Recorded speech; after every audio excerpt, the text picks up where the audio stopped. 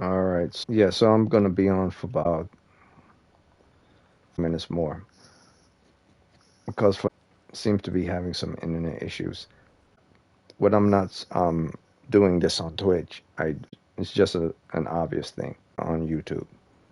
And once again, boom, straight to YouTube. And it's the same channel as this channel. You could just type in MAGHEED gaming.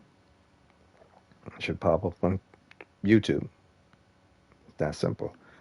Yeah, towards that YouTube anyway. At least YouTube, you don't have to worry about straining and having higher internet connection to just stay on something like Twitch. I mean, to stay on something like YouTube. Yes, the quality of their video performance is not great, but at least I don't have to worry about network connections. At least I don't have to worry about that whatsoever at all. So I'm going to test out the not the the Mirage Warframe within the mission, and to show how it works. So first things first, I want to see if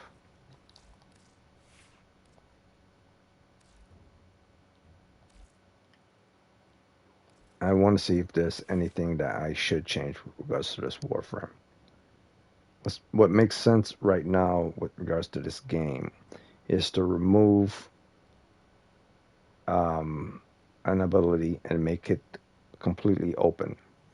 Like for instance, I should have one of these two open because they should fit an Umbra. Two should be open.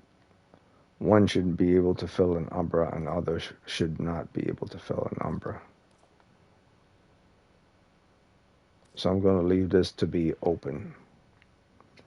And since I don't have an Umbra format yet, I'll have to leave this one open.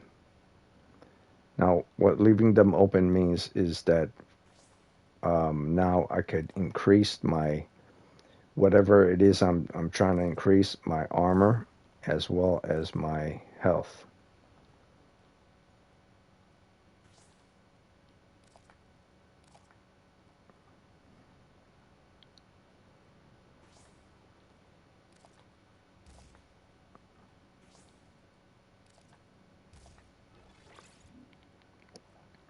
So this is pretty low right now because I'm unranked, but it's actually really it's going to be probably in the 900 range when I get to max rank. I mean like max level. So her shields are probably going to be like 500. No, not even 500. Probably be like 700 or something like that. And her health is probably going to be like 900 or something like that. Which, that's what I want. I want her health.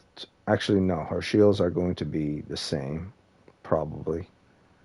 But her health and her armor are going to jump up because her armor here says 415, and her health here says 696.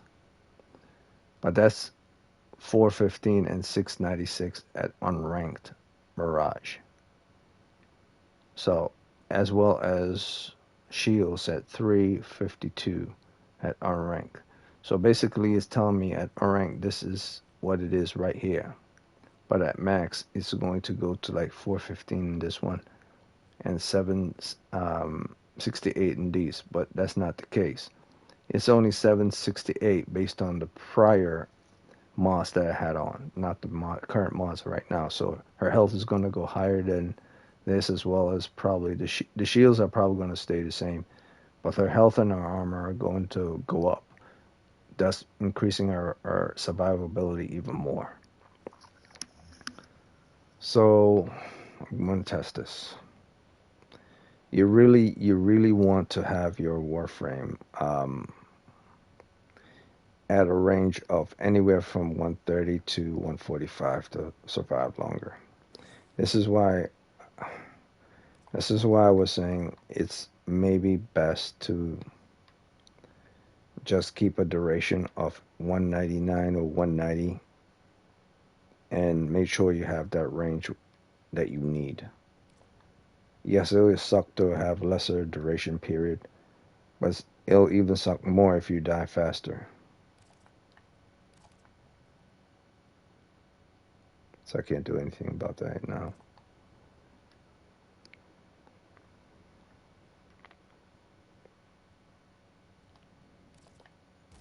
Because status effects is a heavy thing in this game. Heavy thing. Status effect is a really heavy thing in this game.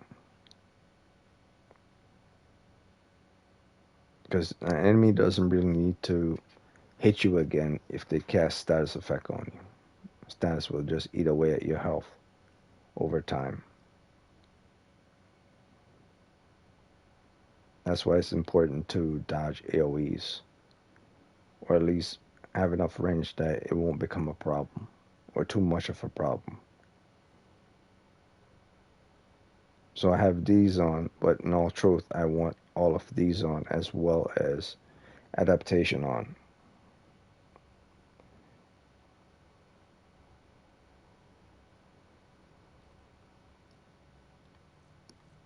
Did you see the problem with this Warframe? It's because their health and their shields are so low.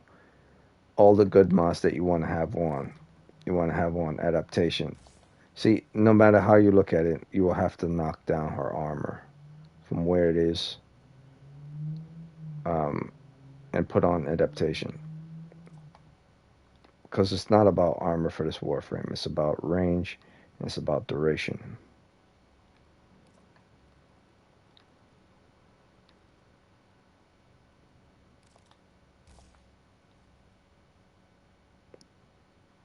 Mostly about duration.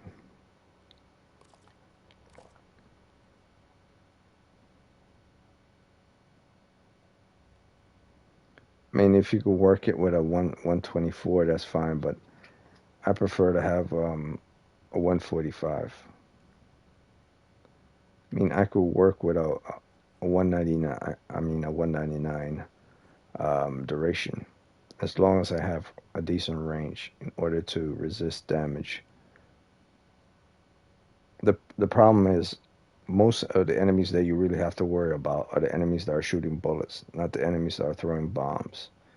They rarely do those things unless you're fighting against a bomber. And eventually, once you get past level 100, you're going to be able to fight more than one bombers, which will become a problem when it comes to AoE.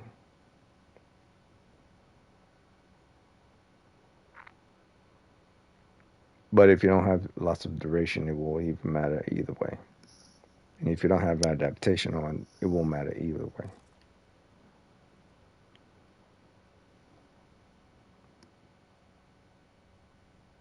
But it's really, now think about it, it's really not about how long duration is. It's really based on the range. Because even if it's not an AoE attack, if they have multi-shot on their guns, those multi-shot rounds are going to have AoE effect. I mean, status effect on them. And if they come even close to you, they'll cast status effects. So it's good to have a decent amount of range anyway. I mean, as long as you have energized and prime flow, you're able to keep your first ability on. So it's range more than anything. Range and duration. Range and duration.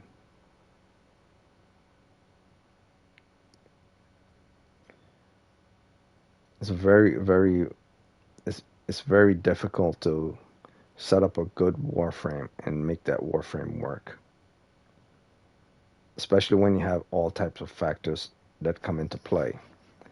Because enemies become very strong in this game, so you have to know exactly what you're setting up.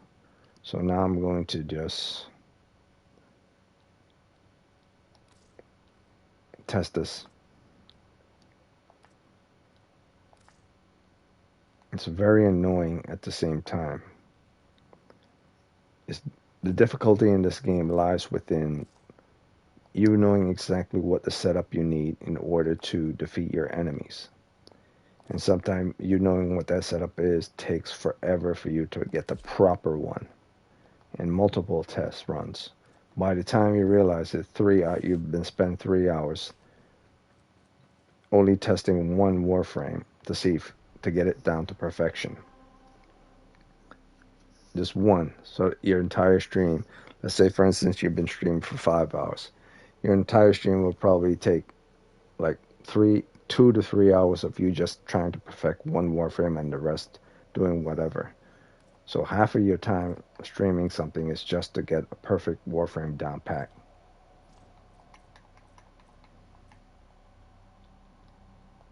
Which is for the standard for Warframe in this game.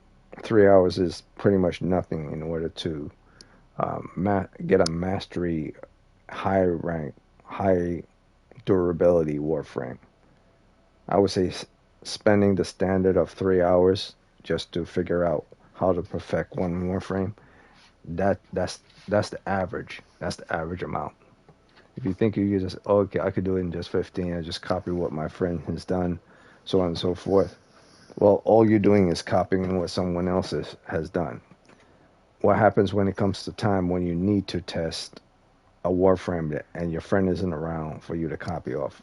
You will eventually have to learn that new Warframe and that whatever it is by yourself, or go online and find information from other people.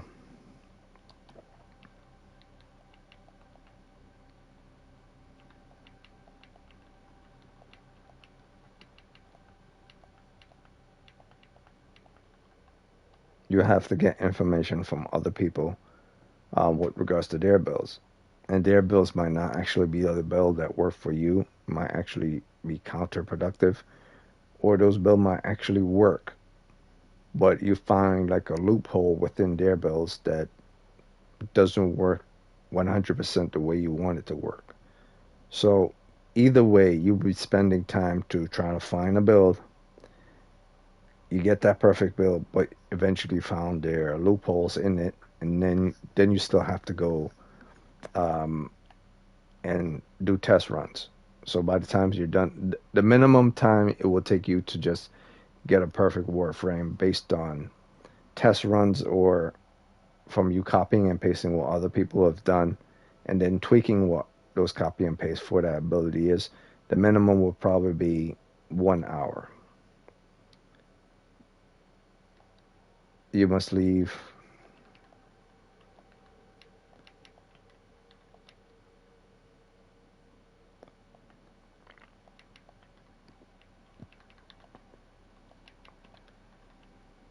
Prior clan.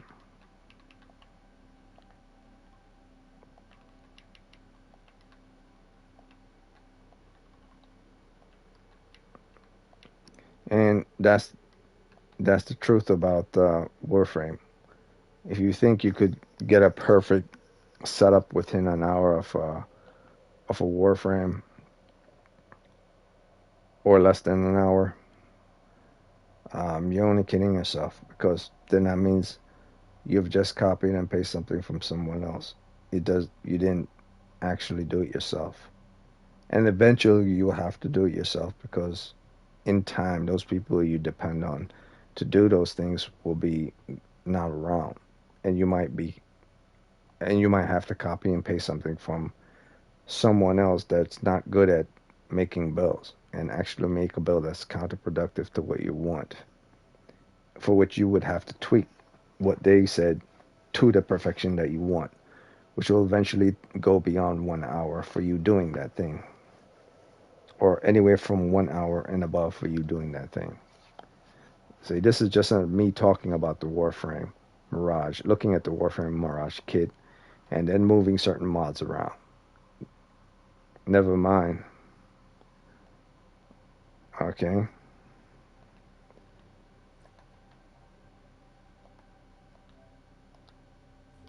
So it just took me about 15 minutes to explain this Warframe, to move some mods around, and explain about this Warframe's kit. It would take me an additional 15 minutes to put those mods in, to shift certain things around, and think about how they will perform a mission, as well as do a 5 minute run in a mission and see how it works during that 5 minute run, for me to get a good idea of a good Warframe. So all in all, it will take you about 30 minutes to get a good idea about a decent Warframe build, but it will take you an even greater idea to get a decent idea about a far better Warframe build. And it will take you even more of an idea to get a better idea of a greater Warframe build. And even beyond that, you would have to go more to get a perfect Warframe build. So there's average Warframe build, then there's better Warframe build, then there's greater Warframe build, and then there's perfect. There's average, there's better, there's great, and there's perfect. Typically, average is common.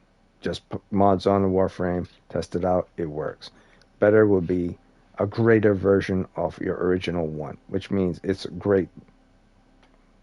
And of course, even greater than that is a near perfect one. It's not perfect, it comes with flaws, and it's broken in certain things, but it's exceptional, and you could do a very high level mission and go past many things. And then there's the perfect Warframe. It doesn't matter who they're fighting, they will always win 9 times out of 10. And if you're going for perfect, that would take you more than an hour to get for perfect, because you won't be able to know how that Warframe works in every single mission if you don't see it for yourself, or if you don't watch videos of other people doing it and you say, oh yeah, that works. Because if you just use one Warframe that does survival, defense, capture, or boss hunting, that one Warframe which you consider to be a perfect Warframe might be the most terrible Warframe when it comes to something like spy, or when it comes to something like excavation, or when it comes to something like interception, or when it comes to something like salvage, or when it comes to something like resource farming, or when it comes to something like uh, Orphix Venom. So there are tons of missions in this game, unrelating to the standard missions as well as some exceptional missions that you may think that your great Warframe build can do.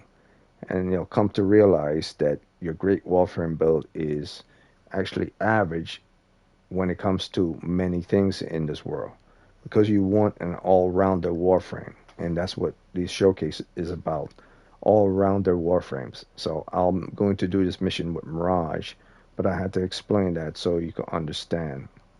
You can't just rush and think you'll get a perfect one, because even if you get a perfect one, it's because you took it from someone else, or you saw a video, so on and so forth. And down the road, it's not going to work anymore, because they continuously update this game so that whatever you have a year ago doesn't apply this year. And even if you copy and paste something more recent to this year, it probably won't be from the same person. The same person probably won't play the game anymore, or auction it off, or allowed someone else to play it that is not good at doing build videos. And then you will have to solve the issue yourself. Either way, no matter how you see it, you'll have to solve the issue yourself, which also will take away from your time. So it won't be like you could just copy and paste from people like you do every single time in order to move forward. You eventually will get those days where you have to work harder than everybody else just to do the things that you didn't want to do, because now you're forced to do it. So sucks to be you, but that's the way it is. If you want the easy way out all the time, eventually life will remind you that there isn't no easy way out. So this is okay, so now I'll test this Warframe. Since I've unranked, I'm going Hydron, and I'll show you what I mean by the Warframe's abilities. So since I don't have much time today, I'm going to only do 5 of them.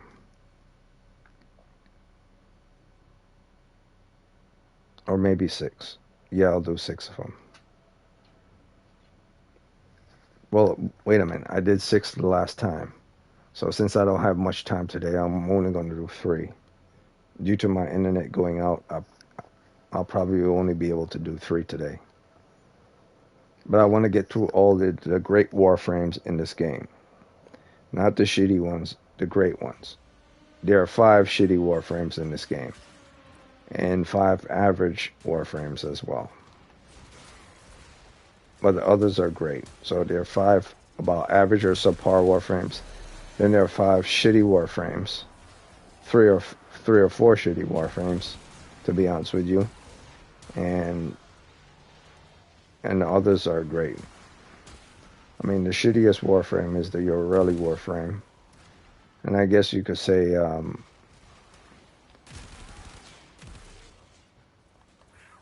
second to that would probably be um, Grendel, because he doesn't really do much of anything. He's more like a selfish dude. He only does good buffs. And then third, you might say, well, the third is probably like someone like Chroma. So those would be your top three Warframes that are useless. But Chroma is good for criticals and buffing as well if he switches elemental types. Okay, so this is her first ability, Doppelganger.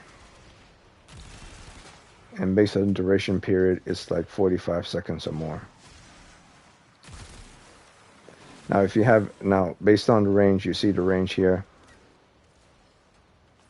This is the typical distance for her capabilities, or should I say for her power. Even though I have, I check my mods.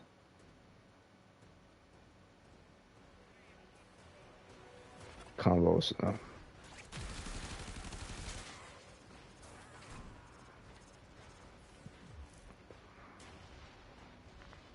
Challenges. For some strange reason, I thought I was able to see my mods.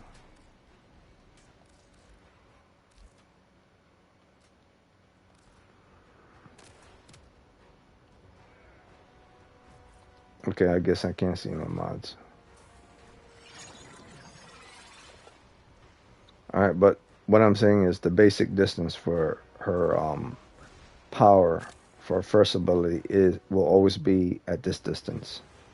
So even if I put her at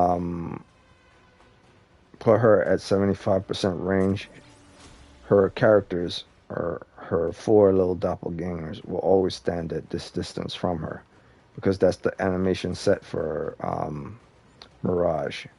That's her animation set. So even though let's say for instance you have 200 range rather than 79 range, it won't matter because her animation set will always be at this distance from her, regardless. So the range with regards to Mirage first abilities is basically the AoE range that enemies can shoot her with regards to her first abilities. The range for which the AoE damage can hit her as well. So it's basically each of the characters that she have on her has the range amount from her. They're at a certain range with regards to her based on the animation set, but their overall range is for taking damage is like say for instance it's 145 or 190 or 200. So those things are also factored in. Even though the animation set might look the same based on distance, the actual true range is much greater. You just can't see it, because that's how it's set. It's not set for you to actually see the ability. It's actually set for you to not see the ability.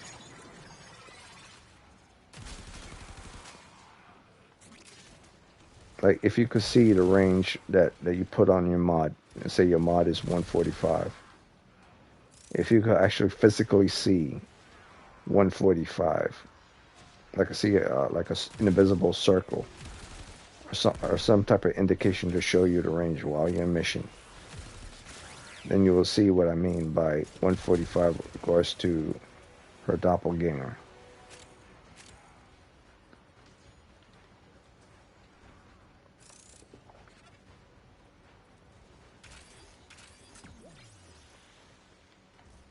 So that was her first ability.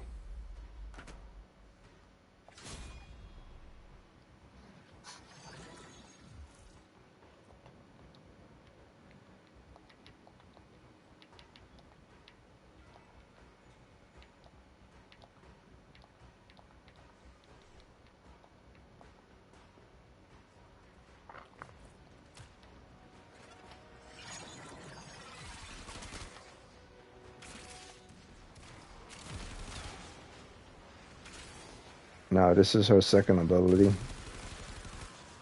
Her second ability is a bomb. Or she could either put a bomb on the floor, or she could charge a wall to be bombs. Like a wall locker or an object, or any type of object to be a bomb.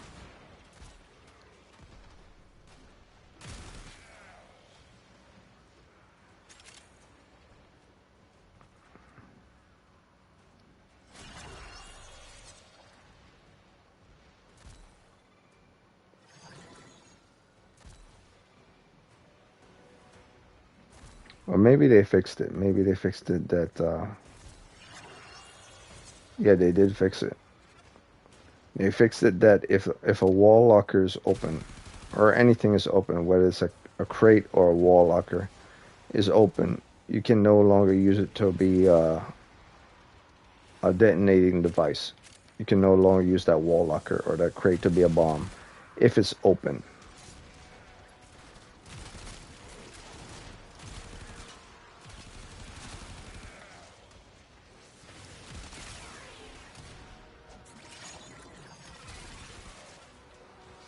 So it has to be something that's closed in order for you to use it.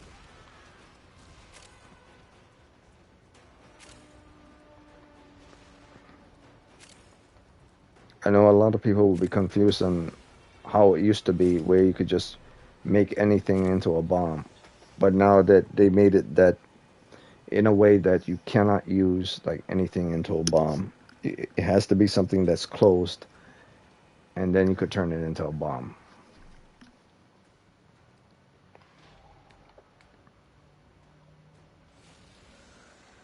Or a trap, depending on how you want to call it.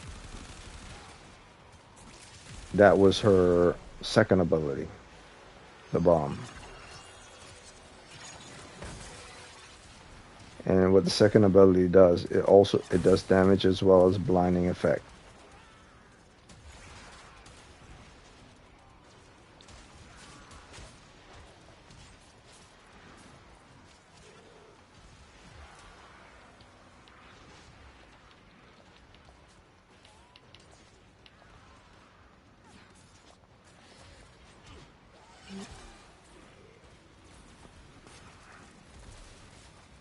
Now the third ability is a support ability.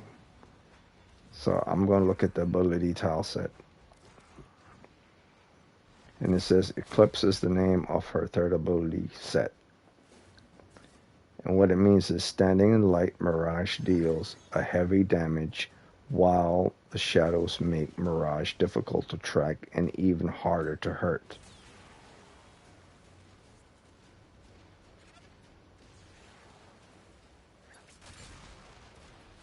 Okay, so this is basically our third ability is a buff ability, a damage buff ability, as well as a defense ability. So it's two things at the same time. It makes her harder to hit once you have it on, which is defense ability, and it also allows her to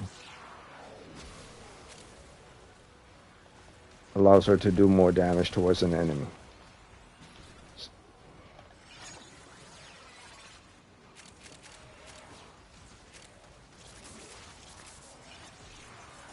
So here's the synergy that works with this.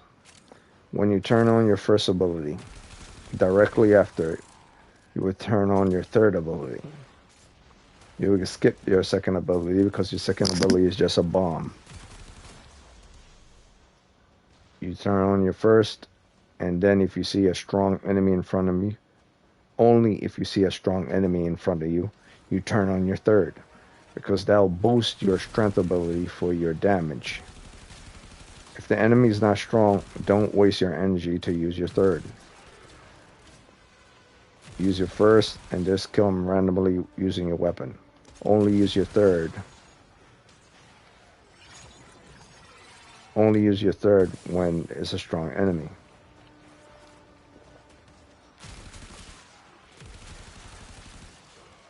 Or multiple enemies that are strong. because the third ability is a boost damage ability as well as a defense ability.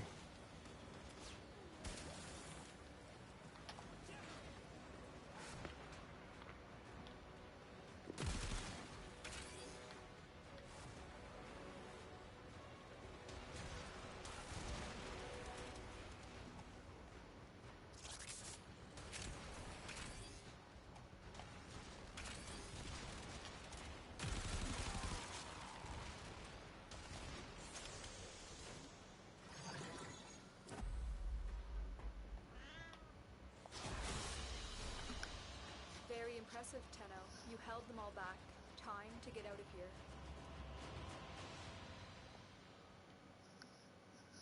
Now the last ability is probably the most useless one. Well, actually no. The second ability is the useless one because the moment an enemy is hit by the second ability disappears. So the second ability is the useless one, the most useless one. And just to double check that, let's see how much energy is spent on the second ability. 50% of energy, or 50 energy, not 50%.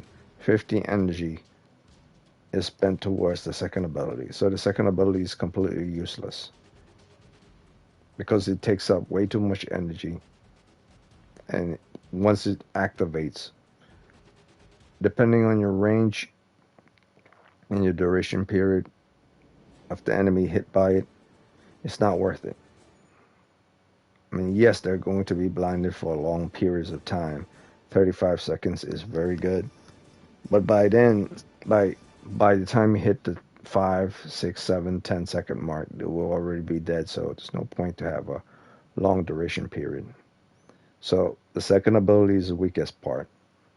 The fourth ability is the second weakest. So the only time the fourth ability becomes strong is if you have a lot of ability strength and you have decent range. So if you don't have decent range and decent ability strength, the fourth ability is pointless. Because the only time you would need to use your fourth is to blind enemies, not to kill enemies.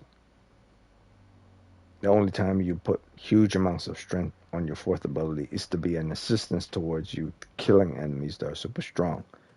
Your fourth won't be able to kill level 100 and level 130 and level 150 and level 175 enemies, even if you put it past 300% ability strength. So it's best in this situation to use your fourth ability as a blinding ability, not as a killing ability against strong level enemies. If you're using it as a kill ability against strong level enemies, you're basically, one, taking a long time to cast it, two, hoping that will help you, which it won't, and then three, it takes a huge amount of damage, huge amount of energy in order to cast. So 50 per each time you use it. So you want to think about when you're using this, who you're going to use it on and how many times you're going to cast it. The only time you cast this is when you want to clear a room, or when you want to blind a lot of enemies so it could distract them so you could do other things. You shouldn't be using this last fourth ability unless it's necessary.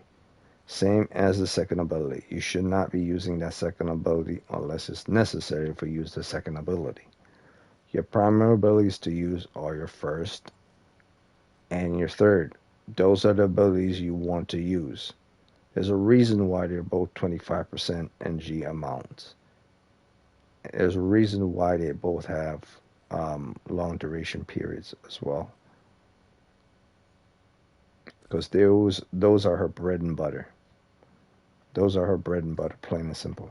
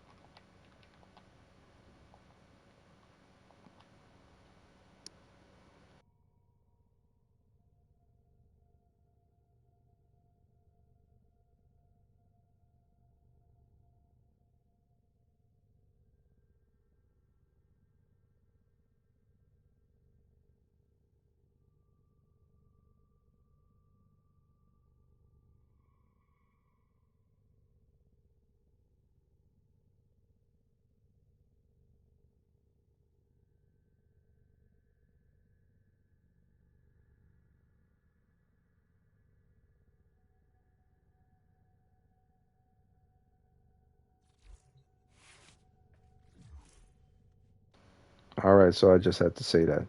So now I'll show Mirage very last ability, and we could proceed forward to the next Warframe.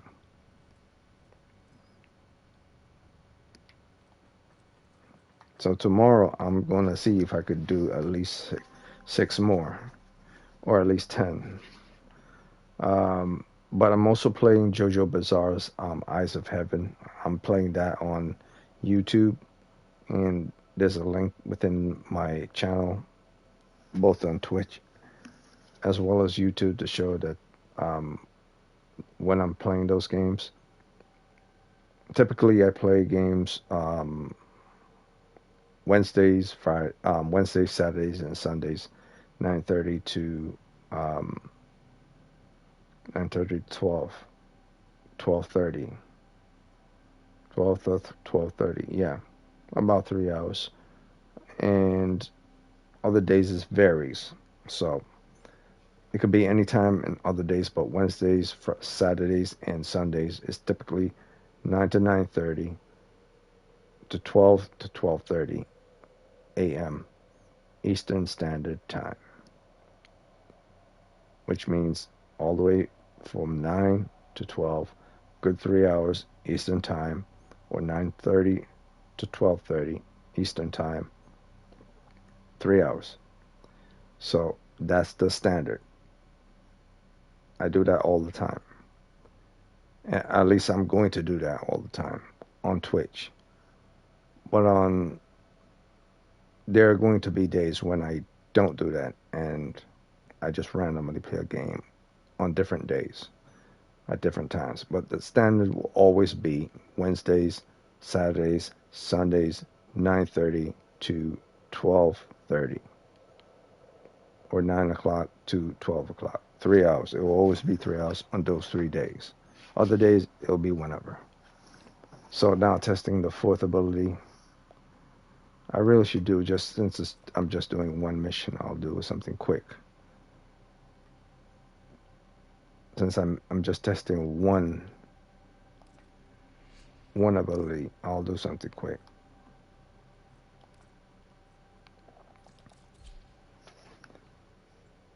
Wait, is that spy? No, gotta make sure it's not spy. No, it's rescue. It's not spy. Alright, so I'll do this. So I'll show the fourth ability, and then I'll move on to the next frame.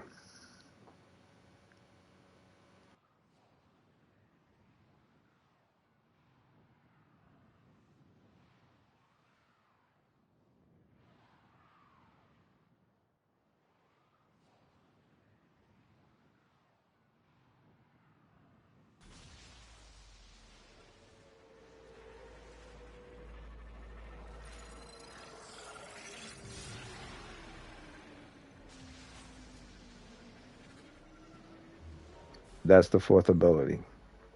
So I'm going to keep using the fourth ability, and based on the power strength, we'll see how much damage it does towards an enemy.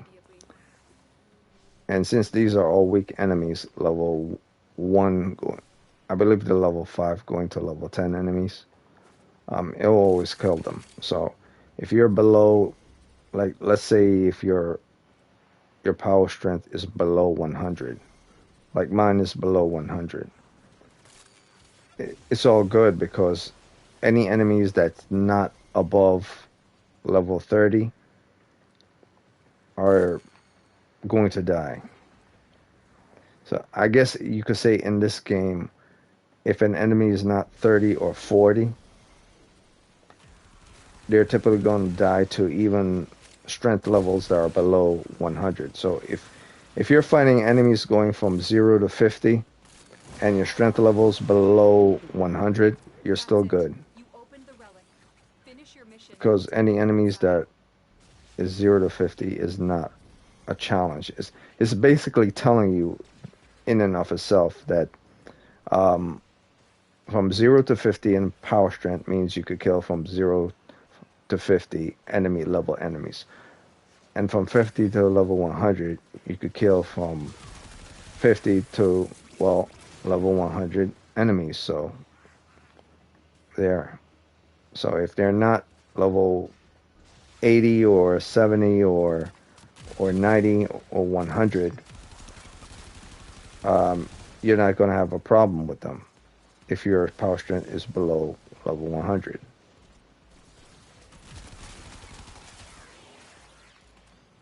But the moment they hit level 80, level 100, if your power strength is not above level 80 or 100, like if your power strength is not 100 or 80, then you're going to have struggle trying to kill them. And God forbid if the enemy is an Exumus that's a level 100, then your puny power strength of level 100 is not going to kill them.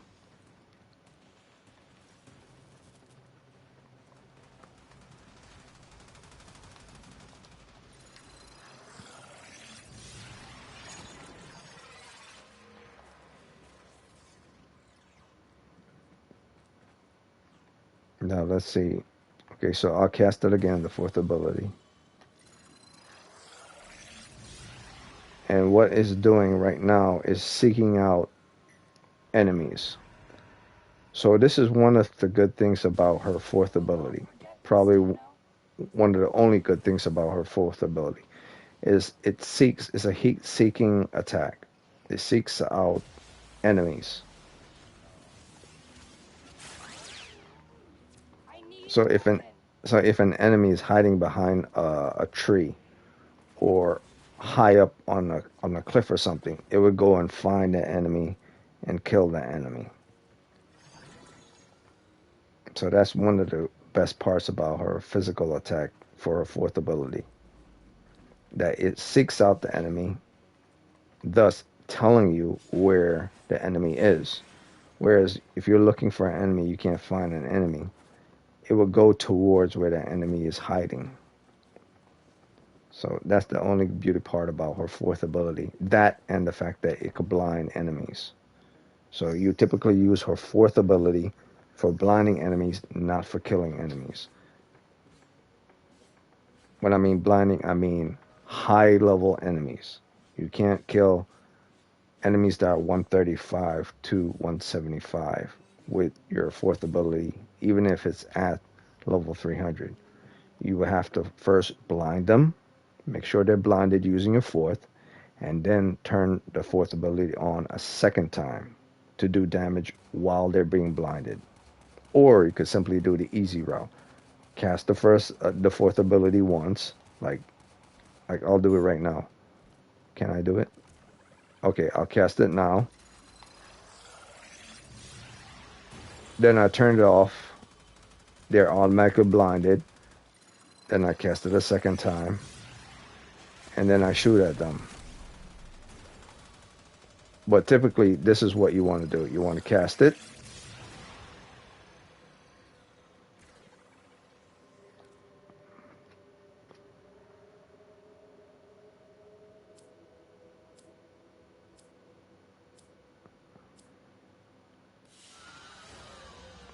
Typically what you want to do, you want to cast it. And then cast it again. You cast it the first time to do the shooting attack, shooting disco ball of lasers out of its spinning spiral, and then you do it again a second time to blind enemies. The blinding of the enemies is your bread and butter, because if you give this Warframe range, not only range for, see, this is what I was saying, the range for this Warframe is essential, not only for repelling AoE damage and dodging bullets, but it's essential for when you use your fourth ability. Because when your first ability starts to become a problem, you're taking heavy damage, what you're going to do, you're going to want to cast your fourth ability. And your fourth ability is the only thing that's going to keep your enemies at bay.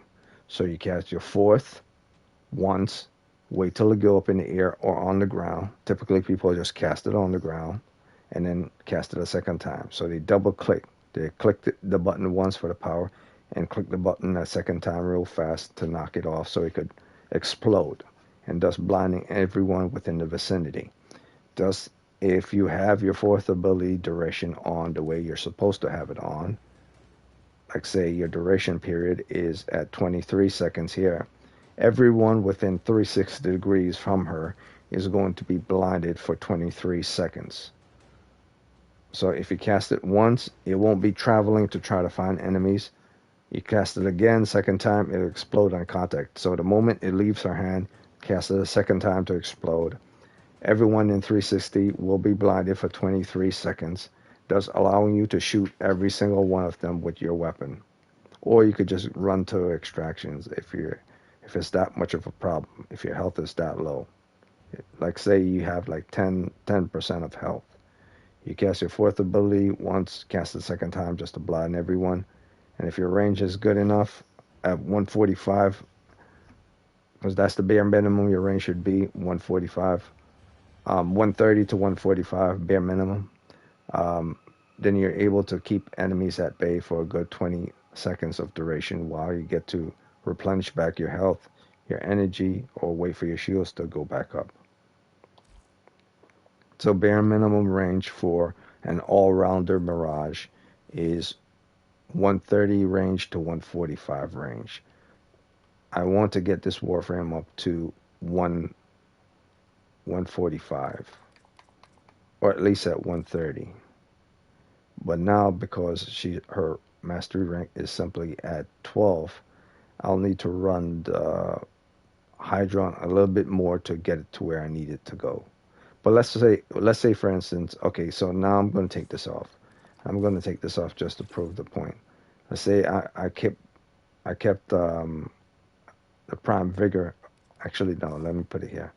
Let's say I kept the Prime Vigor here. It's still here, even though I removed it, but I still kept it here. Pretend like it's still here. I now have 8. So what I will do in this situation, just to get myself to where I need to go, I now have 149. So I'm pretending like Prime Vigor is still here. I now have 145 range.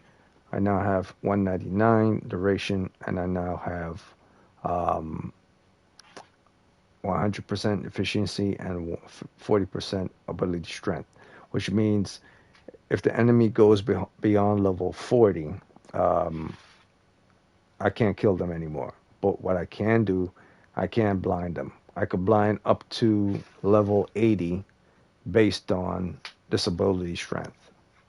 In fact, I could blind beyond that. I could blind 100, 135. It doesn't matter. But the time period for them to shake off the blinding ability, will fall after level 80. Actually, will fall after 40, level 40. It'll slowly start to fall off, which means they'll be able to shake off the blinding effect much quicker. That's why it's essential for you to have on duration to increase the blinding effect, because without blinding, let's say your duration period is just at 100. Without the strength of the blinding effect here, they're simply going to shake it off. But if you have duration on top of your weak blinding effect, once they shake off the blind, the duration forces them to continue to be blind because the duration timer has not worn out yet. So it works best with Frost. Frost is the best example of this. If you have high strength capabilities for an enemy, and you cast like Frost Frozen ability on him, his first ability, or I believe his fourth ability, Avalanche is first and is fourth on an enemy, and they're frozen, and they can't move whatsoever at all. If his ability strength is like level 300, they'll stay frozen for a very long time. But eventually they'll shake it off. Eventually they'll shake it off because the frozen body will start to thaw off based on the heat of their body, and they'll shake it off. And then you have a problem. But if you have duration locked in, after they shake it off, the duration period of them being frozen will still go into effect. So if the duration period lasts longer than the time it takes for them to shake it off, by the time they shake it off, you might still have like a good 10 to 20 seconds of duration period of this. Like say it takes them like 10 seconds to shake off 200% of ability strength. just 10 seconds for them to shake off 200% of ability strength. If your duration period is beyond 200 duration, it will take them probably an additional more 10 seconds or so for them to shake it off, because now they have to shake off the strength of the Warframe that they have on for the stagger or the stun, and then they have to then wait for the duration period to also wear off as well. So if your duration period lasts longer than the shake off ability of the strength, like say if your duration period for this is 23 seconds, if that duration period lasts longer than the shake off capabilities for whatever it is to recover from stun or blind, if they recover faster from the stun or blind, the duration period for the fourth ability, blinding effect, that's, let's say, is 23 seconds. They will still stay blinded. They won't get out of that blind until that duration period has fully run out, as well as the shake off effect. So that's the fun thing to know with regards to Warframe. It's simply not. There are two types of duration period or blinding period or whatever period of effect that you can put on the enemy. One, based on ability strength. Two, based on timing. Now, you could synergize both these by paying attention to the timing and paying attention to the shake-off effects when you test it on an enemy. Right now, I'm not paying too much attention to shake-off timer because I already know my ability strength is low, but I do want to have long duration period of them being blinded. So I don't care if they shake off the fourth ability fast, because I know my timer for them to stay on blind will last longer. I'm not fighting high level enemies, that's why I'm not stressing it of the ability strength. And even when you fight high level enemies, it'll still work that way regardless. They'll just shake this off like in like 3 or 4 seconds. In fact, yeah, I'm 100% sure of that. They'll shake this off in like 4 seconds. One, two, three, four, it's already off. The blinding effect is already off. But the duration period you have on them is not going to be off. Whatever your duration period lasts will add towards that 3 seconds that they have on them. So they will have to be forced to deal with the duration period of the shake off. A good way to show this is I'm going to pick a level 100 enemy.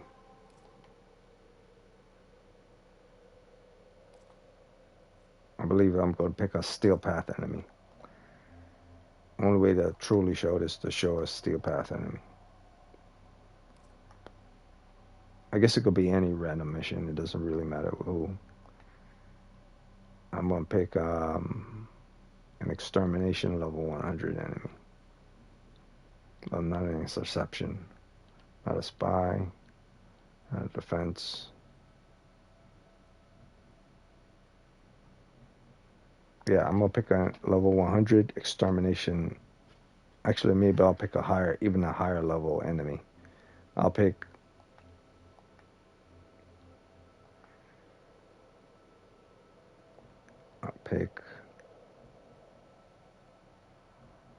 no survival, sabotage, something really quick, me a capture.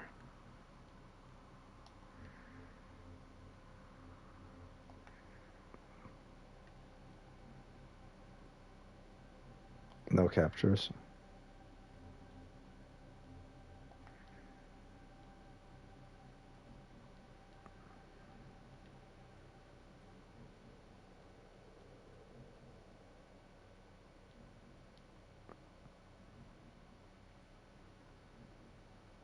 Why does it say 20?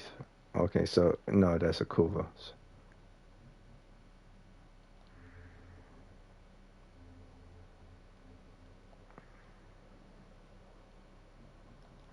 Okay, so I unlock mostly defense and survival. I guess I wanted to do endless missions. That's why they're mostly defense survival. Yeah, I just wanted to play long missions. I wasn't interested in short ones. Um, I must have unlocked a capture or something.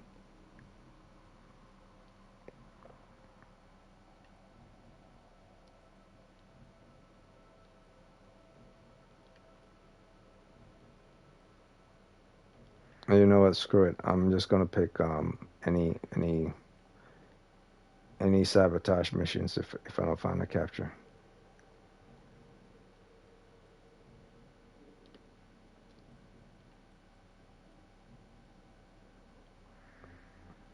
It's bizarre. You would think the capture mission in Steel Path would be the first one I would go for because it's the easiest. But apparently, I like a challenge, I guess. So oh, there it is. There's a level 121. Okay, so I'll use this as an example. 121 Steel Path capture.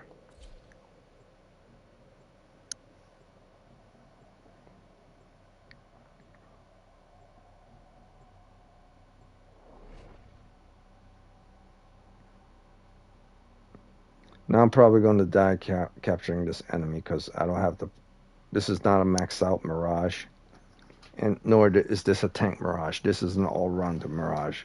Well, maybe I won't, because what keeps a Mirage alive is her first ability. That must be practiced to truly master the canvas of war. If that's the case, I'll give myself some energy. What melee weapon do I have on? Okay, this.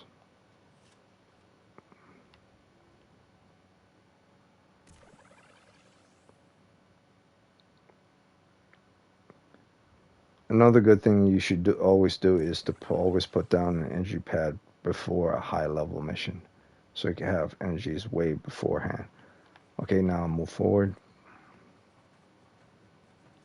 and I'm going to use the fourth ability to blind. Now, why I was saying it was important to use natural talent before, is because the fourth ability takes so long to execute. So this is a high. They're blinded. Let's see how long it takes for them to be blinded. See that? The duration period is still lasting. You see it? It's still on them. See, it's still going on. It's still going on. Now it finally wore off. Now I'll do it again. Even though they're walking around. 1, 2, 3, 4. They shook off the duration period. They shook off the ability, but the duration effect is still on them, which means they're still going to be subject to taking heavy damage. Even though they could walk around, they're still subject to being blinded. You notice they didn't attack. They shaked it off, but they didn't attack.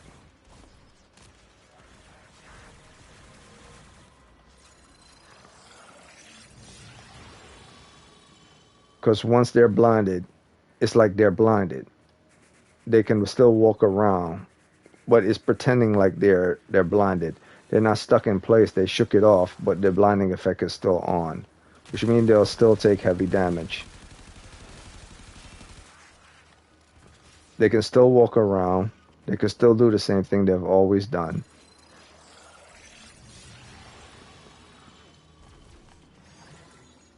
The shake-off period lasts 4 seconds. But the effect of the fourth ability's powers, if you read about it, is still in effect until that 23 seconds is up. So you notice I'm around these enemies, and they're not doing much damage to me. They're doing more damage towards my other characters. But this is why I said it's essential to have a 145.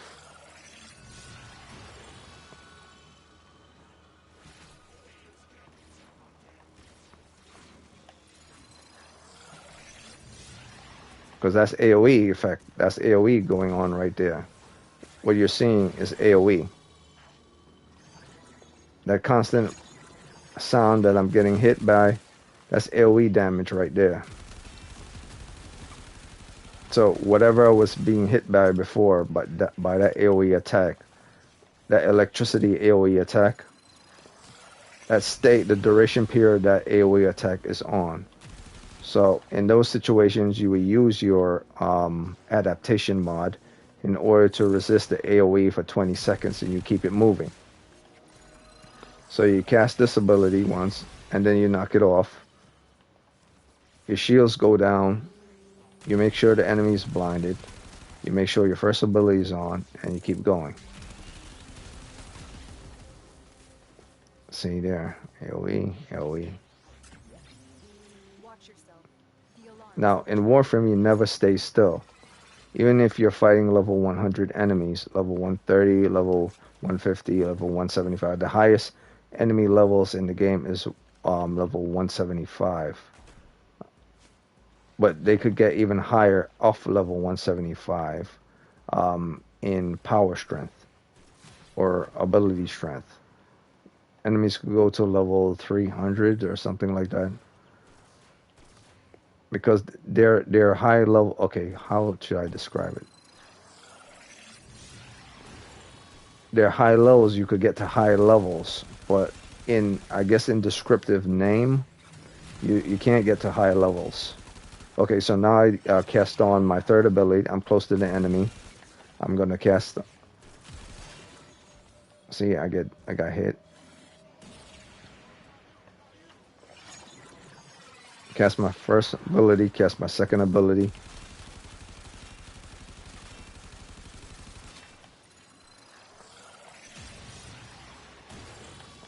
They're blinded.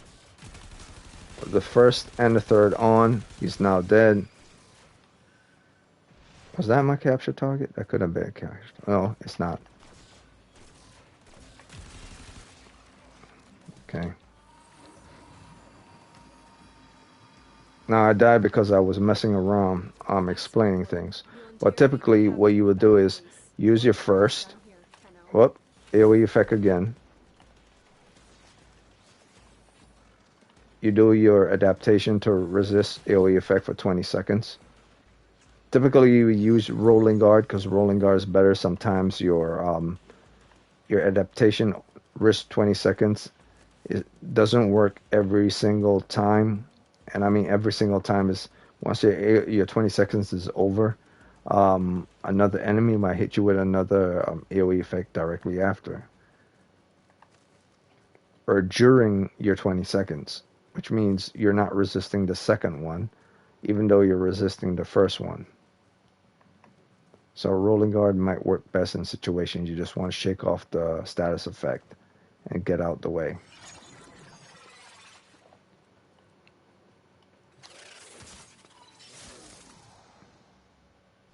So that was a level 120 something enemy, and typically captured targets aren't strong, but if they're above a level 100, they are strong. And if they kill you once, then that's fine, because they're meant to be like Exumus level in strength anyway. Even though they're not Exumus, but they're meant to be like they're Exumus in strength. But that's how you use the Mirage to effectively kill most enemies in the game.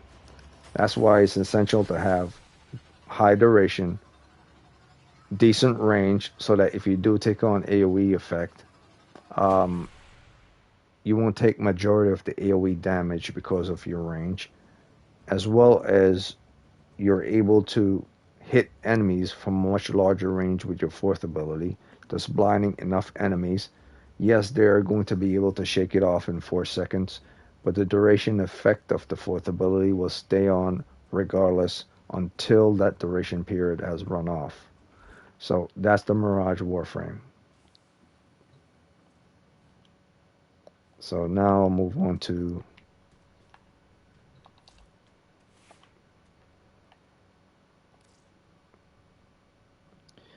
I already did Necros already on the very first day. For some reason, I had skipped the Necros, but I did him already. The next Warframe I'm going to do directly after is the Neza Warframe. Now, with this Neza Warframe, if you're going for an all-rounder, actually, did I explain?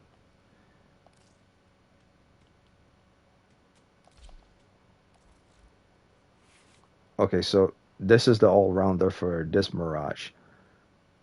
Natural talent at max, overextended at max,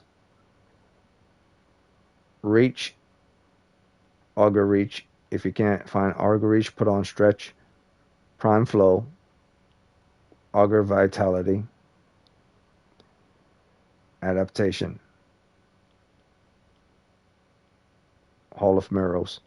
And the mod that's supposed to go in here is um, prime sure-footed, so that you don't get knocked down to the ground.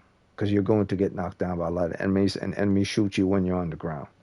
So you don't want to get knocked to the ground at all, like I did like 2 times, maybe 3 times.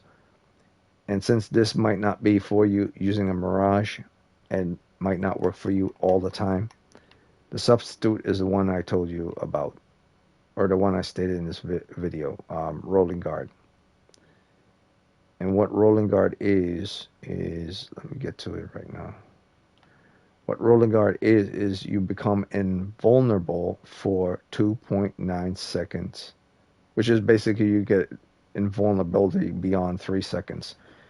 I'm just at 2.9 right now, but invulnerability to probably like 3 seconds or more seconds, and remove all status effects. So not only when you roll out of a damage effect, or moment you take a damage effect, you can shake it off yourself. You see, the same way an enemy shakes off a status effect you cause on them, a rolling guard does the same thing. You shake off something and you resist it for like a good 3 seconds.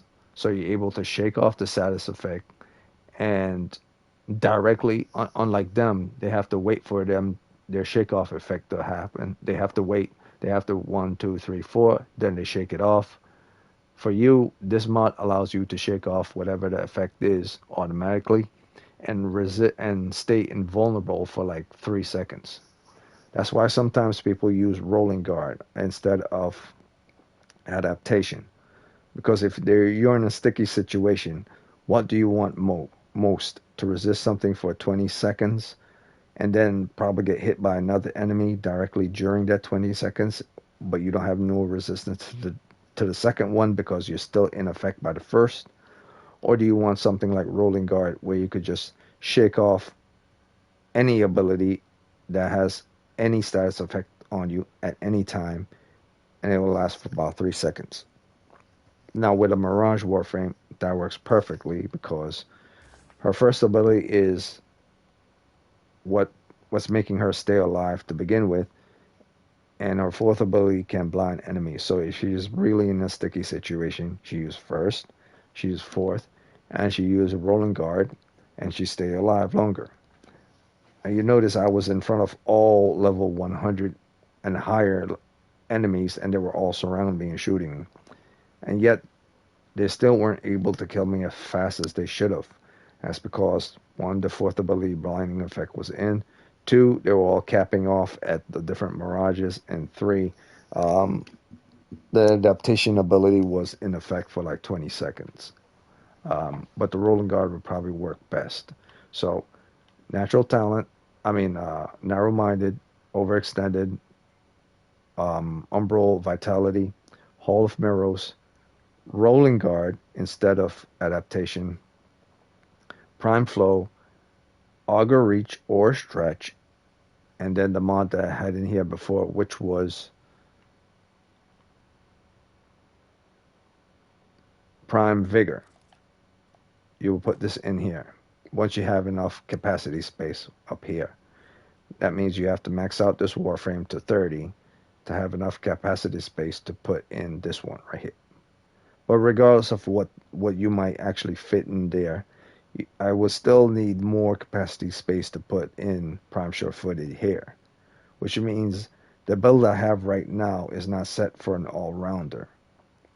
The build I have right now is set for a different build, because no matter where you go to, those slots that you have in green right here will always be permanent regardless of what loadout you have. So that's the sucky part about it. You can't, well, in all truth, you see, I'm not thinking. In all truth, you could actually fix that for the all-rounder. I believe Can I fix that? Or can I? No, I can't fix it. I can't fix it. I'm thinking about fixing things with regards to polarity. If I have polarity. Um, and in this case, let's say polarity, swap polarity. If I put this here and this here, it doesn't really matter because, or if I put this here and put it here, it doesn't matter because it'll still be here. Nothing will be in, nothing will change. It'll just be the position of this being over here and this being over here. It'll have nothing to do with the modding. So in this case, I will have to remove the mod types I have on my Warframe right now for the type of build to give me more capacity space so I could put Prime Sure-Footed in here and to make sure Prime Vigor is in here. That's if I'm going for an all-rounder Mirage. Now this Mirage build I was going for was probably for a tank Mirage um, or a range Mirage. I believe I was going for a range Mirage based on the fact that I have this in here and this in here.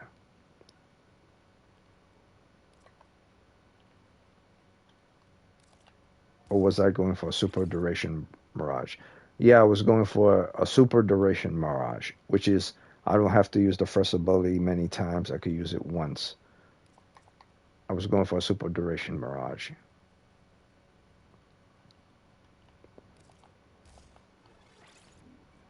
And I only went for a 79% range. If I remember clearly. And yeah, this is what I was going for.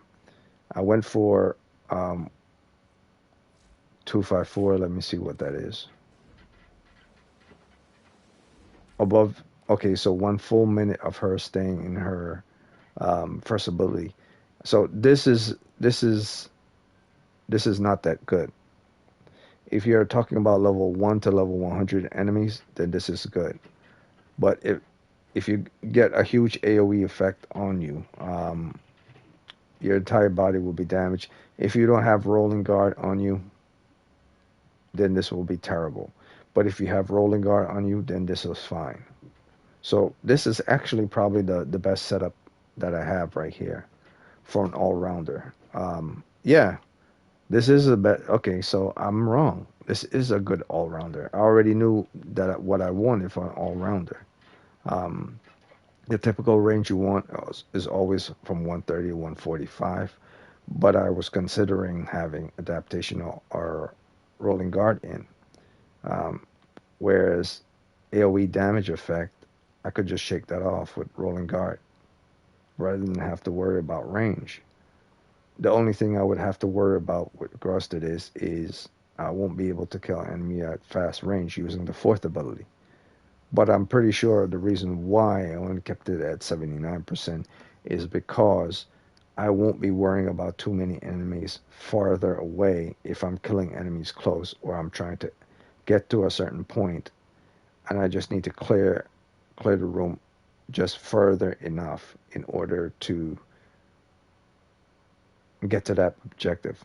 For instance, if I throw on my fourth ability, see, I remember what I did now. If I throw on my fourth ability and I'll let the ball go towards the enemy, I could turn it off and blind them at any time. It doesn't have to be close to them within the 79% range because even though this is a range of 79% here, the range here is a totally different story. It says 19.75 meters, even though it says 79% range. So 19.75 meters isn't that great a range, but it's very far compared to where I guess you could say where her first ability is with regards to distance. Like it travels. Her fourth ability can travel for a great distance. And as long as I let it travel towards an enemy that's doing high damage on me, I could blind them at that location for a full 4 seconds and the effect still lasts on them for a full 4 seconds before they shake it off. Yeah, that's why I had this ability on. Now remember. So this is not that great, but at the same time, it's not that bad either. Um, this is probably the preferred one you want for level 1 to level 100, and then you put Prime Surefoot in here. But if you're really skeptical about this and you're really not sure, you would go for something like what I had on before. Kept this on, um, add more range, like you could add this in, or you could add stretch in.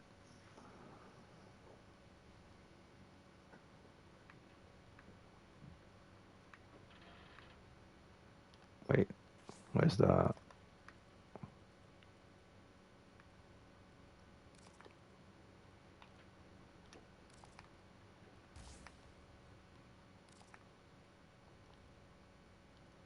Yeah, you throw this on. Okay, so you have this on, you have rolling guard, you have all these on, and then these two slots, not the one with the red on, these two slots will be one for overextended and another for either auger reach or stretch. So that's the all-rounder right there. You either have narrow minding on, overextended on, auger vitality on, hall of mirrors on, rolling guard on, vigor on, prime flow on, and stretch on, or the second all-rounder besides this is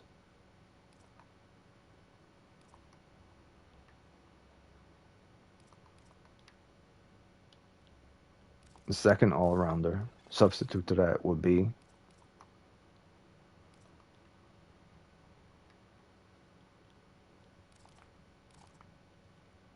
okay, so I can't put it on. All right, so let me just take off all the mirrors. Maybe I could do. Oh, still can't do it. All right. Well, it doesn't matter. This is just for an example. Okay, so the second one would be natural talent, overextended, umbral vitality, or not even umbral. So here's the thing. I'm giving umbral way too much credit. It's just vitality. You just need vitality on.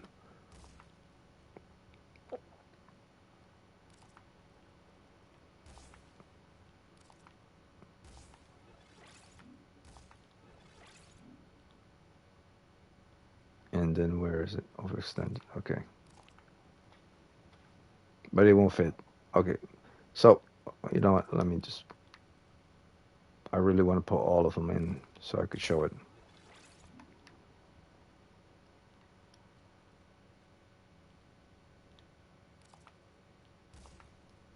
Okay, so this is the setup you will want. Typically, you want the prime flow version here. But I only put flow in here because I want to fit all the mods in. So you will have in your aura slot, you don't necessarily have to have this in, but you can put whatever in for this slot. It's up to you. But these are the ones you want to have in for your all-rounder. You want to have narrow-minded on. You want to have overextended on. You want to have vitality on. You want to have hall of mirrors on. You want to have rolling guard on. You want to have prime vigor on. You want to have prime flow on, and you want to have prime continuity. So you want to have 3 primes on: prime vigor, prime flow, prime continuity, and all these other mods on. That's your all-rounder right there. That's it. Or that's your first all-rounder. Or remove this and simply add more range. Either stretch or auger reach. Well, in this case, you don't have enough capacity space. So, all right. So either stretch or auger reach here. So same thing, same setup.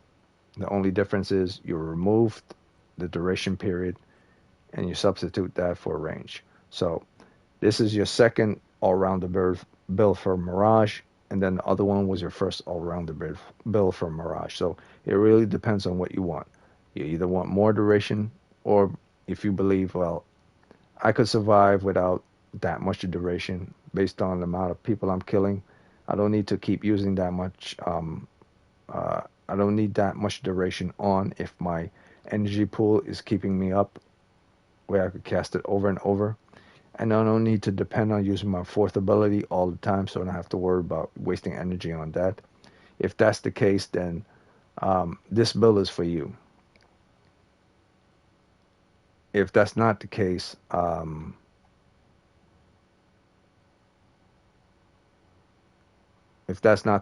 the other one is for you. Now I'm thinking about it, because this one you have to use more energy with, which means you have to use the fourth ability, yes, less. But if you remove this and you put prime continuity in, that means the duration people will be high on this, which allows you to spend more energy on the fourth ability. So the higher your duration is, the more you'll be able to use your fourth ability. But the less your duration is, the less you'll be able to use your fourth ability.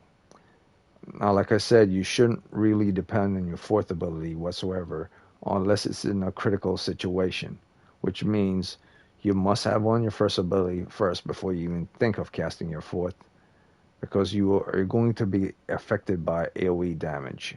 So the time it takes for her to do her wind up and then cast it, you'll be dead by an AoE effect. So I'm not even sure if she could cast her fourth ability while doing a rolling guard. So you would really have to use your fourth in a safe location. That is the only time where something like natural talent comes into play, where you would remove something like this, keep this 199, keep this at 124, and then throw in something like a natural talent. Like if you really want to go die hard for it, if you really want to go for a good all-rounder build and go die hard for it, like die hard forward, you would put natural talent here. You put natural talent here. Let's say, let me remove this. You put natural talent here, and then you have rolling guard here, this here, and this here. Because now you're able to cast every single of your abilities 3 times faster. You're able to do everything 3 times faster, and you're able to roll out of your effects on your enemy within enough time. So if you're really desperate for using your first, your third, and your fourth ability all at the same time really fast, that's the only time you'll use natural talent. But if you really believe you could survive without using the fourth ability, then you have to have this on, and then you have to have rolling guard on. So that's your all-rounder right there. Either the first all-rounder as stated, or you use this all-rounder in order to survive. But you must at all times keep your first ability on, and you must at all times only use your fourth ability when you have to use your fourth ability. And you must at all times make sure if you're going to use your third ability, make sure your first ability is on before you use your third. You must always make sure your first ability is on before any of your second, your third, or your fourth ability is on, because your third ability synergizes with your first ability. That's the only ability that synergizes with her first ability. In fact, that's the only ability that synergizes with two of her abilities. If you turn on the third ability, it makes your fourth ability damage stronger. If you turn on the first ability, it makes your no. If you turn on the first ability and you turn on the third ability, it makes your first ability strength of your first your characters, your shadow characters, stronger when they do kills, as well as harder in defense to kill themselves, or you to be killed. So what the third ability does is buff your strength, and as well as keep your I guess you could say your shadow characters better defending you. So third ability synergize with first ability. Always remember that. Always remember keep on the first and then turn on third. So that was Mirage in a nutshell. Took a long time to speak about her, but then moving on to Neza. Now I said I'm only going to do 3 for today because that's exactly what I'm going to do. 3 for today because of my network went down and all that garbage. So this is the Neza Warframe, and here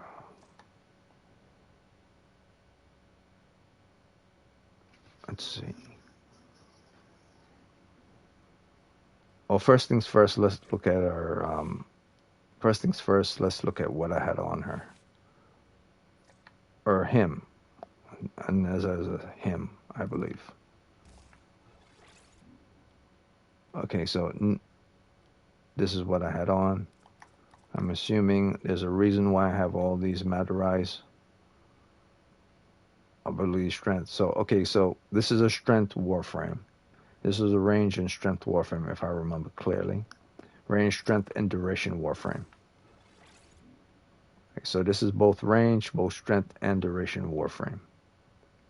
That's why I'm remembering about this Warframe.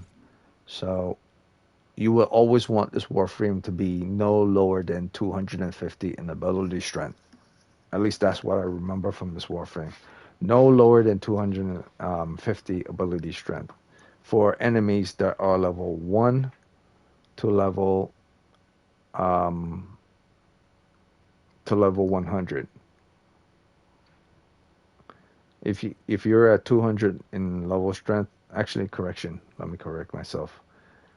If you're at level 200 in ability strength, you can take level 1 to level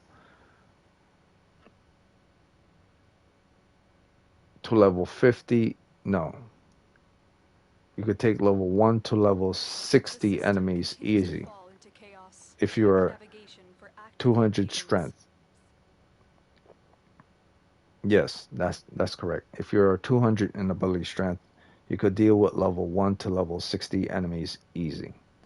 Now, if you're 200 in ability strength, you could deal with level 1 to level 250 in strength, level 1 to level 80 enemies with ease. Now, to deal with level 100 enemies, you have to be 300 power strength to deal with level 100 enemies and above. Now, to deal with level 150 to level 175 enemies, you need to be at least a minimum of 323 or 330 in ability strength to deal with those level enemies. Now, normally, if on the regular, if you want to go and beat any enemy that's above level 100, the standards always will be 300 strength or above. So in this case, I would go from anywhere from 250 to about 300 strength in order to deal with level 100 enemies. And if I want to fight things much higher than level 100, I will put in 210, 220, 330, and above. So anywhere from 250 to 300 in strength, you deal with level 1 to level 80. And then to get to 300, you will have to deal with level 250 to 300 to deal with level 100 enemies. So if I could get into 80 to 300 in ability strength, then I could deal with any enemy that's level 100 easy. So this is what I'm going to do. I believe the best thing for me to do, since I'm going to use blind rage, which means I'm going to need to have on, if I'm going to have on blind rage, I'm going to have on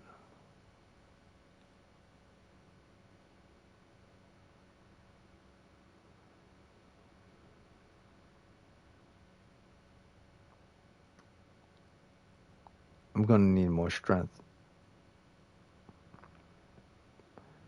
So a fun fact about this Warframe is based on ability strength, just like Frost is. But it's a or just like Rhino. It's a good example to use Rhino. Here's a good example to use Rhino. That's what I wanted to say. A good example to use is Rhino. Rhino's iron skin allows him to be like a rhinoceros. His skin is like a rhinoceros, which means it's incredibly hard. So, in order for his skin to be incredibly hard, he has to be above 300 in power strength. The same applies to Nezha. He has to be in 300 strength for him to be in have incredibly hard skin or incredibly hard chance for an enemy to kill him. Now, if you can't get that to 300, the minimum you should have is 280 to 300. So anything going from 280 to 290 to 300, that's where you need to go. That's why I put in Blind Rage and as well as Transient Fortitude. Now, in that situation, when you put in Blind Rage, you automatically get your efficiency drop below a certain amount. That's why you have in Fleeting Expertise.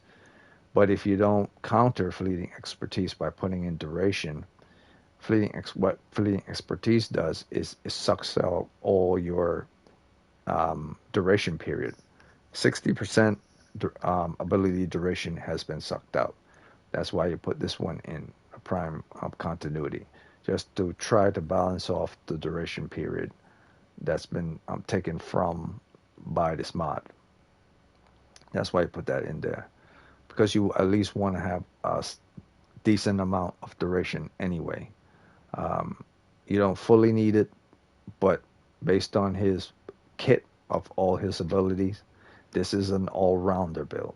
This is not a tank build. So in a tank build, you probably won't need this at all, duration period at all, or depending on the tank type you're building, you won't need strength at all. You'll just need pure duration. So there are two types of tank builds for this Warframe: pure duration and pure strength. I'm not doing either. I'm doing an all-rounder.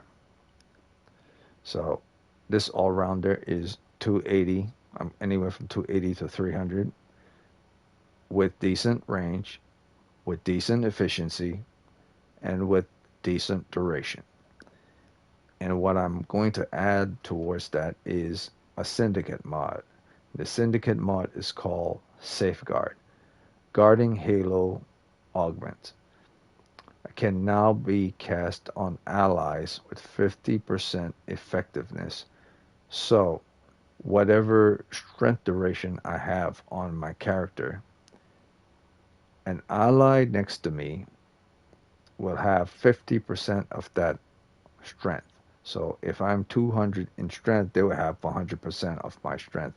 If I'm 300% in strength, they will have 150 of my strength. If I'm like 1,000 in strength, they will have 500 of my strength. Or I believe the max out you could go in Warframe as strength level is probably 350, if I remember clearly. Or maybe they've capped it up to like 400. I don't think they've reached 400. I think it's 350 or something like that. Or maybe I'm wrong. Maybe it is 400. But if it is 400, then the secondary Warframe, your allies, will get 200% of your strength. But in this case, since I'm already at 280, they will get like a certain amount of my strength, not the whole thing. Like, not even like 140 of my strength or something like that. And then, or well, not even 140, more like 145, 144. But either way, they're getting whatever the safeguard buff is. So safeguard Halo. The Halo, if I remember clearly, for his ability is safeguard. Yeah, warding Halo.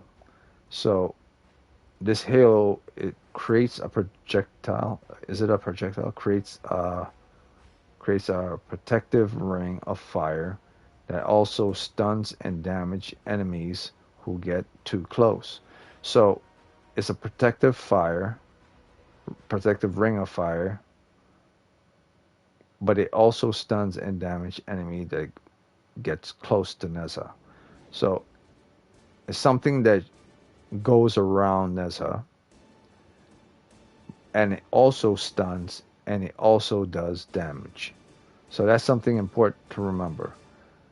If you're really having a tough time fighting enemies, that are strong, all you need to do is run close to the enemy. Because the moment you run close to the enemy, even though you're having a hard time beating them, they'll be stunned and damaged for, I guess, a certain duration period.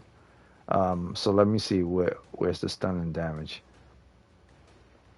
Damage per second, not that great. Time of vulnerability is 3 seconds. So they'll be stunned for 3 seconds. They'll take some damage over time, yeah, but that's not the point of why you run up to them when this halo is on. You want them to be blinded for 3 seconds, allowing you to do more damage to them in that 3 second period. Or at least blind them or stun them for 3 seconds so you could get the hell out the way and go to do what you have to do. So that's not too bad. 3 seconds of stun ability. In Warframe, 3 seconds is like a millisecond because you always have to keep moving. So if you're standing and waiting for that 3 seconds to go into effect, you're already doing it wrong. You just need to stand next to them and then get the hell out the way. Make sure it goes into effect, and an effect will probably go into effect like 1 second. So in all truth, you only have like 2 seconds left until they start to pull out their weapons and start firing again. Which by the time they do that, you'll probably be halfway through the door, so you'll still be safe. So that's Neza's third ability, um, and that's why you have this on. So your allies will get 50% of that effect. So your allies will get 50% of protection from that effect. So I didn't look into the protection amount. Um, Damage absorbed is 500 and no 5,735. So your allies will take half of this damage reduction, which is a significant amount to tell you the truth. To take more than 5,000, I mean more than 2,000 with regards to half the contribution towards them with regards to this ability is good. So taking more than 2,000 of damage reduction is good for their survival. Not so good with the, I guess you could say, the time duration stun time, or maybe the duration stun time is not factored in. The only thing that's factored in is the damage absorption time. But either way, it's 2,000 and something change for half of whatever this amount is, this 5,000. But that's just for the standard 288, 5,000 for 288 strength. So 288 gives you 5,000 plus strength. Now, if I knock this up to like 300 strength, it will probably be like 6,000 overall. Or if I knock this up to like 350, it will probably be like 7 to 8,000. So let me see if I could do that right now anyway. I'll load duration to like 67, and I'll increase the strength to like beyond 300, say 320. No, not 320, 312. So it's the halo goes up to 6,200. So it's just like I said. Every, let's see, it was 280, 90 to 280 to 90, 300, 3. Okay, so 30%. This one was, it's not 30%. It was 24% ability strength. So 24 additional percent of ability strength to 288 will get you to 6,000 or more. So anywhere from 24 to 30% will still keep you within the 6,000 range. So let's say, so let's round it all off to about 30%. So 30% of 280 will keep you in 6,000 range, and then 30% of added towards 300. Like say this is already here. Let's say this is 300, not 312. So if I add another 24% or another 30% to that 300, it will be in the 7,000 range. But if I add another 24 or another 30% to this 312, it will probably still be in the it will be somewhere in the either in the 7,000 range or early 8,000 range. But I still think it will be in the 7,000 range. But that's because this is not maxed out. So once this is maxed out and you put in, you have this in, you have this in. Once this is maxed out, this will be at 320, 332, I believe. Once this is maxed out, this will be at 332, which means this whole Nessa's whole kit here will be in the 7,000 damage absorption range, which means your character using the safeguard would now take half of 7,000, which is a significant amount. So now I'm going to test this all-rounder build for this Neza, because this is an all-rounder build. Because if you look at the first ability, second ability, third ability, and the fourth ability. The bread and butter is the third ability. That's what keeps Neza alive. The second ability is useless ability. It's not really meant for anything other than to do straight quick kills. It's a boomerang ability. The first ability is probably I would say it's the second most important. And the fourth ability is the fifth most important. Why the first ability is the second most important? Because unlike the fourth ability, you don't have to worry about doing an all-around AoE attack where you put people on spikes in the air, and it's based on the range of your AoE effect. Why this is the second best ability is because you can run around while this ability is on, no matter where you are, no matter what range you are, as it follows you. So if you go into the next room, as long as the duration period of this is on, it will be following you. And based on your AoE, or should I say based on your range of your AoE, it will still stay at the same range that this stays at. But the only difference is that this one, let's say pretend like this one is the first one. This will be following you. Your spiky things will be following you. It won't be something that you need to cast. It'll be something that will be actively on all at the same time. So spikes will be following you while you're running, hitting enemies at the same time, as long as the duration period is on. So if it wasn't for the fact that the fourth ability really should have been the first ability, it still works either way, because this could stun enemies regardless of where you're running. If you're running a straight line or if you're running in a circle, it works. It's a protective barrier type of thing. It's a range type of thing. You run in a circle all around an objective or all around the defense target. If the duration period is still on, the flames around that defense target is going to stay up for a very long time before it goes out. So that's something important to know about the first ability. It's purely based on duration and ability strength, but mostly on duration, because its ability is not intended for killing. Its ability is intended for stunning and to make people go on fire or blaze on fire. Because when they're on fire and you have the duration period, they will stay in the animation of looking like their body is on fire, even though they're not dead, even though if your fire capabilities cannot kill them. And then they'll eventually shake it off once the duration period have ran out. So that's the first why the first ability is the second most strong ability, because you have to have duration. So the main thing about Nessa is duration and strength and range. Duration, strength, and range is her bread and butter. Not so much efficiency, but duration, strength, and range.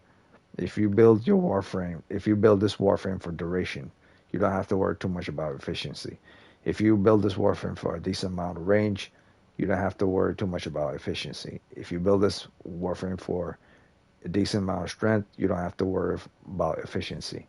And the way to do that is to make sure you always have prime flow on. Prime flow is not on, which is a bad thing, and that's no good. Um, and the reason why prime flow is not on is because um, I guess for an all rounder you don't need it on. That's my that's the only logic I could possibly think of with regards to why I wouldn't have prime flow on. I just have Guardian on and I have Energize on. The only reason why I would not have prime flow on is because of that. But now that I think about it, let's see. Do I really need fleeting expertise if I throw on prime flow? Because look at my energy pool. My energy pool is 225. It's ass. It is not good whatsoever. But the moment I put this in here, it jumps to a ridiculous amount, 638. Even though the efficiency says here is 55. Now, an efficiency of 55 means I cannot do certain abilities, which is not good. So I need to have at least 100 to do all my abilities. That's where the problem comes in. I want more energy, but I also want to cast all my abilities. But I have to decide. If I remove this, I'll be at 280, which means I have to max this out to get this to 300.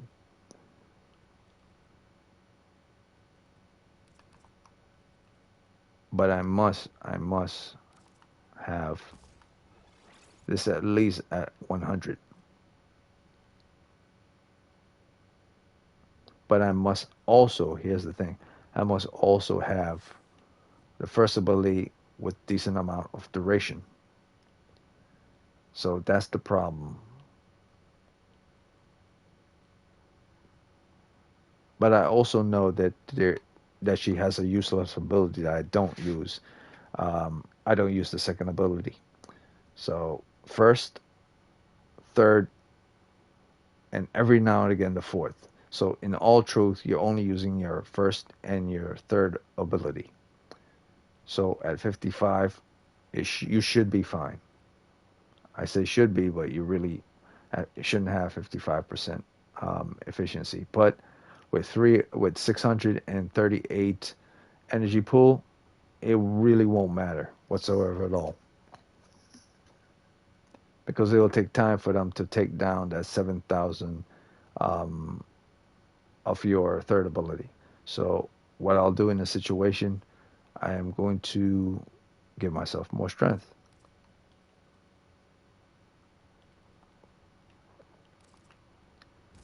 So this is the all-rounder here.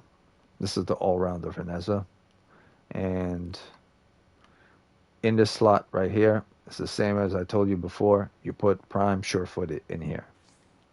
This obviously will knock you down to 304, but it doesn't matter. Once this is maxed out, you're still in 300 range. You're still good. Put prime sure-footed here. But if you still are insistent on having more strength, you're not worried about getting knocked down, you put power drift there. So this will be your all-rounder. This is your all-rounder. These are the mods for your all-rounder. And here, you don't want to have this in here. Um, that's not what you need.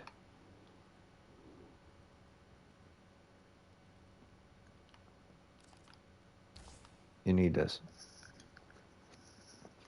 So it's up to you. Um,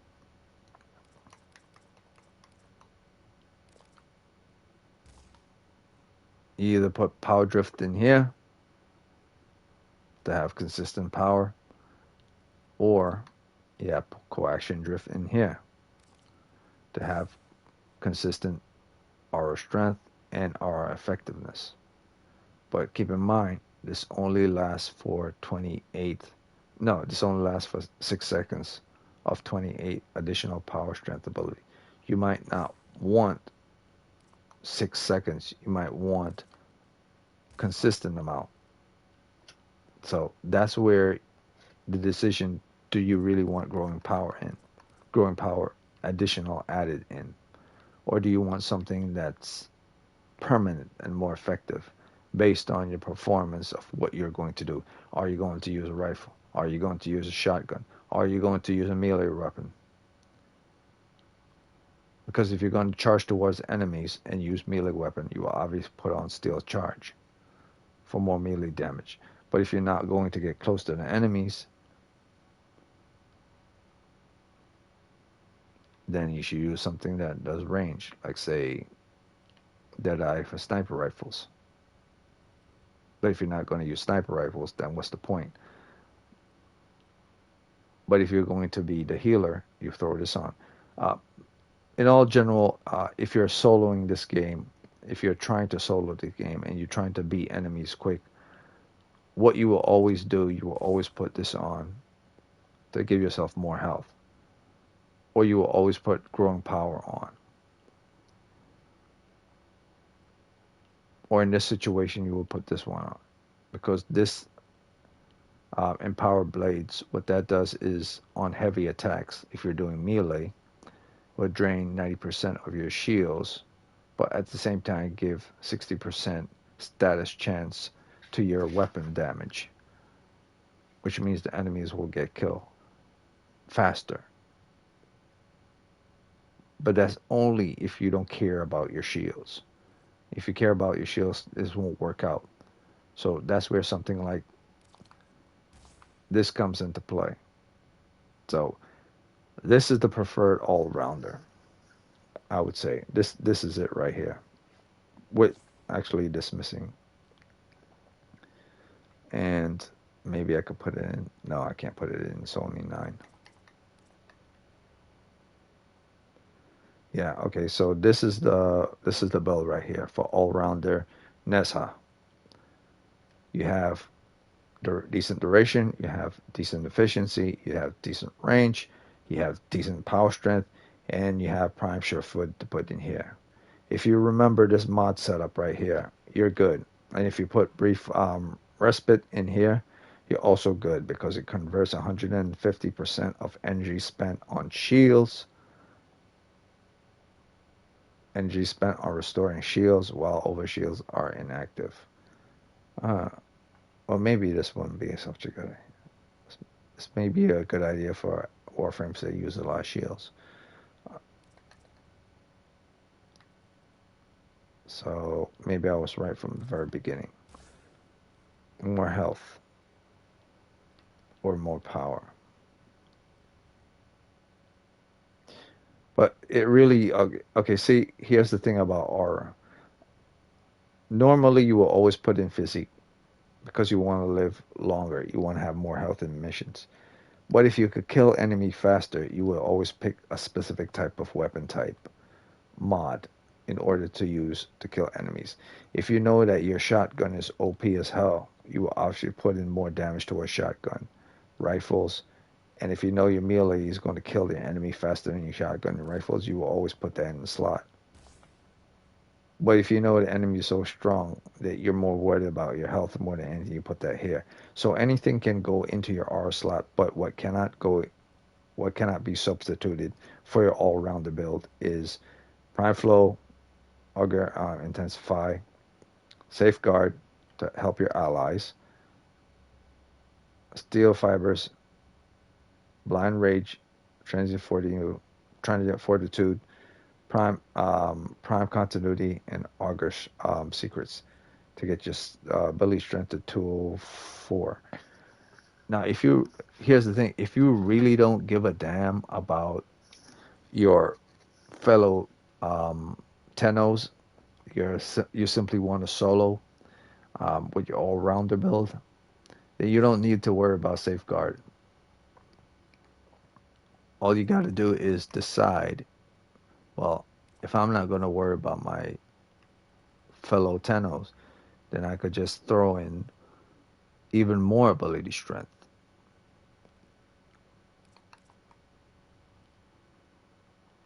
That's where something like more ability strength will come in. And to do that, you would put in something like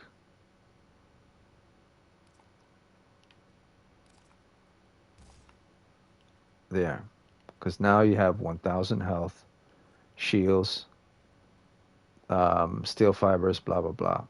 So this is the preferred all rounder for your build. The other all rounder was just for random level one to, or should I say random level zero going all the way to level 50 enemies. And this build is more like from level 60 going to level 100 enemies. Because I said it before, I believe the build of anything from 250 to 300, or anything from 250 to 280, you could take anywhere from level 0 to level 60 enemies. But you're going to want to test this beyond those levels. You're going to want to test this beyond level 100 enemies. So this will be the build to make sure you could deal and survive against level 100 enemies easy. Because what two augers do together, they buff up your um, they buff up your halo. So, or they buff up the armor, or can I be? Maybe I'm wrong. I'm thinking about something else. I'm thinking about different Warframe. Well, it didn't do any buff. The strength is what does the buff to the Halo. But what this has now done with two Umbers together has boosted up your health significantly. Your health was before at 375, and you only keep it 375 when you're fighting level 1 to level 60 enemies, because your strength is going to be what keeps you alive with 375 to 150. But if you're fighting enemies that are beyond level 50 or level 60, you're going to not want to have just 300 health anymore. It's no longer about having 300 health anymore. In all truth, you should never have 375 health, even if you're fighting level 30, level 40, or level 50. I'm just saying you could go and tank through these type of enemies, level 0 going all the way to level 50 and 60 with 375. But the moment you pretty much go past level 50 enemies, that's when you're going to be dying a lot. You'll make it to your extraction, you will be able to complete your objective, but you will die a lot at level 375, even with 304, because your health is so low. That's where you were throwing something like this is where you were throwing something like um, vitality in. And the best part is if you manage to include all three of these together, all three umbras together, if you throw in umbra fibers, if you throw in umbra fibers, your armor will now shoot up beyond this. You will be in the 500 range of armor rather than the 349 range of armor.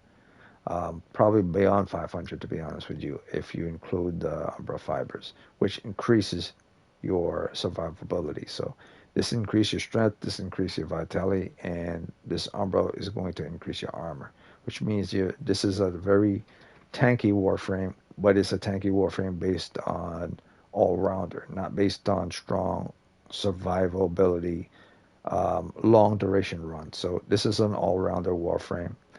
This is the build you want to go for beyond anything with regards to enemies that are level 50 and higher. Basically level 50 going all the way to level 100 and up. Just not the build for level 135 beyond. Anything going from any enemy, let me say it this way. Any enemy that's level 0 going all the way to level 100, this is the build for you. And you could substitute this for a shotgun, for pistol, and anything. And you could add coaxium drift right here. Well, let me put it empty. Okay. And you could add something like coaxium drift right here to boost this capabilities based on the weapon type you're using. So if you're using melee, you use a coaxium drift. If you're using a shotgun, you use coaxium drift. If you're using a pistol or a sniper rifle, you use coaxium drift. Coaxium drift is the mod to synergize with whatever aura you're using. Use coaxium drift. Simply use coaxium drift simply to boost aura. So You could use any aura you want, any aura you want, but these are the must-haves for your all-rounder build for fighting level 0 to level 100 enemies, not enemies that are beyond 100. I'm pretty sure you could survive enemies beyond level 100 with this build, but you'll just have a harder time.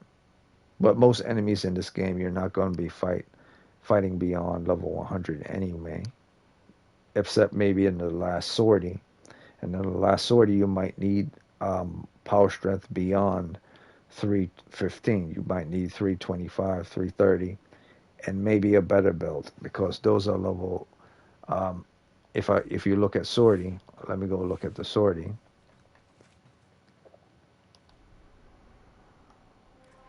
It says level 80 to level 100 enemies. But here's the thing. In every mission, there are multiple Exumus enemies, and Exumus enemies aren't level 80 to level 100. This is only telling you the average enemy in the game is going to be level 80 to level 100. It's not telling you the Exumus type that are going to be beyond this level. And typically, the Exumus type beyond this level range from anywhere from 10% higher to 30% higher. So think of it the same as your Augur Secret mods or your any mods that's 30% more ability strength. That's what this is. The level 100 plus 30% more ability strength enemies. So basically, you're going to fight anywhere from level 80 to level 100 enemies, and then you're fighting anywhere from level 100 enemies to level 130. It won't ever go beyond level 130 or level 120 with regards to power strength. Only Exumas will be able to carry more than level 100 in power strength. And they will throw that in simply to make you fight harder Exumas, because Exumas don't fight at level 100. Even though their tag on their head would say level 100, the power that they have is beyond level 100. It's like at level 130 or something. So you will always have to consider something like that as well with regards to your Nezar or with regards to your build. And you might simply want to add just a little bit more power strength. But I believe with this build, you don't have to worry too much about it because you have Arcane Energize in, you have enough prime flow in, you're good. It will take a while for them to knock down your um, 7,000 damage absorption. I would say probably a good 30 seconds before they fully knock it down, and you have to turn it back on again. And during that 30-second period, you're not staying in place. You're moving around. Or maybe I'm completely wrong. Maybe it's not 30 seconds. For anything beyond level 100, it's probably going to take 10 seconds. That's the truth. It'll probably take 10 seconds. But still, 10 seconds is a long time in Warframe for enemies beyond level 100 to take down anyway. So either way you see it, you're still golden, you're still good. You just don't have to, you just have to avoid fighting a level an Exumus that's beyond level 100. So I'll test this build to prove the point.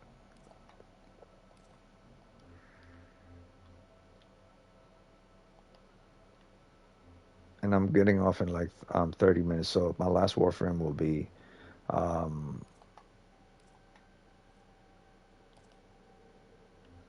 I'll pick another capture mission.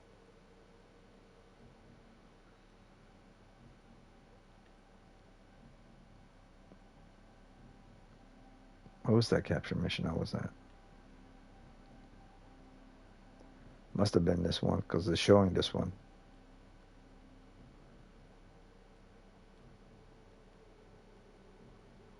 Okay, so it was here. All right, so this is level 116 to level 118. As long as you're fighting these lower level 100, as long as the enemy isn't level, as long as they're not level 130 and higher, you're fine. Because once you get to level 130, that's when the enemies are brutally strong. But if you could get past level 100 and you just have to deal with level 110 or level 120, you could still tank through it. But at level 130, that's when they're brutally strong. These foes deserve your respect. Honor them with quick deaths, and I with your victory. So I'm fighting level 100 enemies here with this Nezha of a 300 strength and more. Just not a 320 and higher. Just within the range of 300 to 320. So I'm going to not turn on the first ability until I see enemies, but I will turn on the third ability just to stay safe.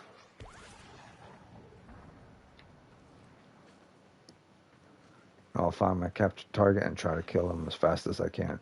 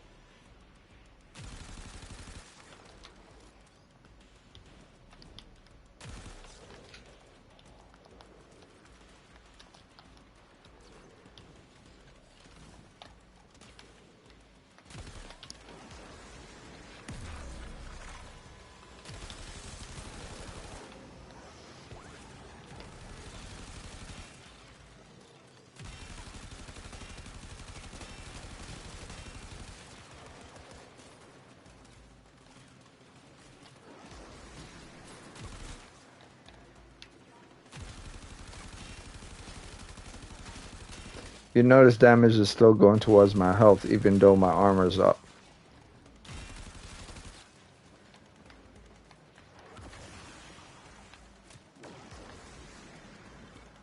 And now, betrayers, for something completely different.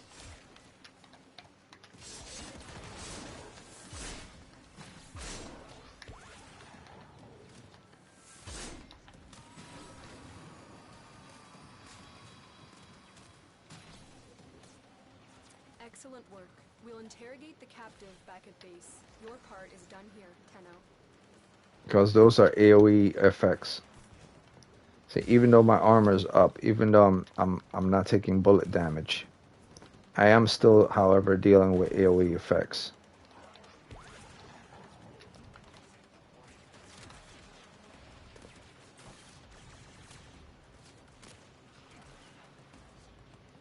So the AoE effects ignore like direct bullet damage or explosive damage and go straight for your health. So if you're not using your rolling guard, um, the moment an enemy shoots at you, you won't be able to negative out the effects of if you're not fast enough to do the rolling guard, you won't be able to negative out the effects of the AoE status element. Because what was happening when I was taking the AoE effects that directly affects the health, it was slowly bleeding the health over time. That's what that was doing.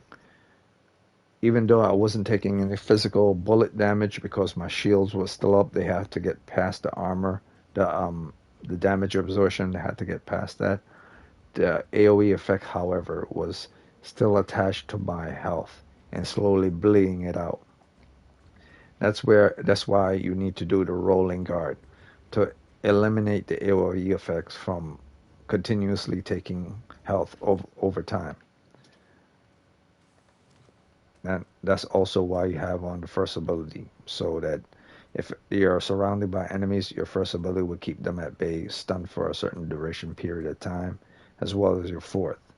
Your first and your fourth ability are simply there to assist you with regards to your survival capabilities. Now, if you're going for a tank, not an AoE, I mean, if you're going for a tank, not an all-rounder, then you would substitute something like the Augur Secrets for one of your Syndicate mods. Like the Safeguard I was saying, if you're going for assistance towards your fellow, helping your fellow Tenno, but that will knock you down to like 280. That's only if you're not thinking of yourself. You're thinking of others. But this is the general rule of thumb. Um, All rounder build. Because you notice I didn't die like I did with Mirage with regards to this character. That's because of his health, which was at 1,000, and also because of his Halo, which was at 6,000. So while it was absorbing 6,000 damage, it was also the character was also taking heavy damage towards their health, which knocked me down to like 300 or something. But thankfully, I was able to extract the target before I took complete all-out damage. And I don't even have rolling guard on. So that's why I was saying it might be best that you knock this down to 291. Like I was saying before, anything from 280 to 300 is what you will want to have on for fighting level 0 to level 100 enemies. So in this case, you would definitely want your rolling guard on, because I thought I had rolling guard the whole time when I was rolling, but I never had it on, which means I was doing good. But the power strength was what actually was keeping me alive. But with rolling guard, I wouldn't have to worry about those status effects. That's why I was wondering why I was still taking bleed damage towards status effect of status ailment on me. That's because rolling guard was never on. So this is an imperative you need to have on your Neza, either that or adaptation. So in this slot, you will have your rolling guard. That's all there is to it. And in this slot, obviously at the top, you will have prime sure-footed. So that's the build. That's the build there, then and there. That's the build you should have. You should have rolling guard here, prime continuity here, transient fortitude here, blind rage here, augur, augur steel fibers, the augur version like this here, augur vitality, augur intensify, and prime flow. Those are the mods that should be in these slots if you want to survive from level 0 to level 100 easy without worrying about if you're going to die or not. The only reason I was stressing because I thought I had rolling guard on, but I didn't have it on, so I barely managed to survive that. But with rolling guard on, I would have survived it if it was here. So this is the Nessa build. Now the last build, since I'm about to get off soon, will be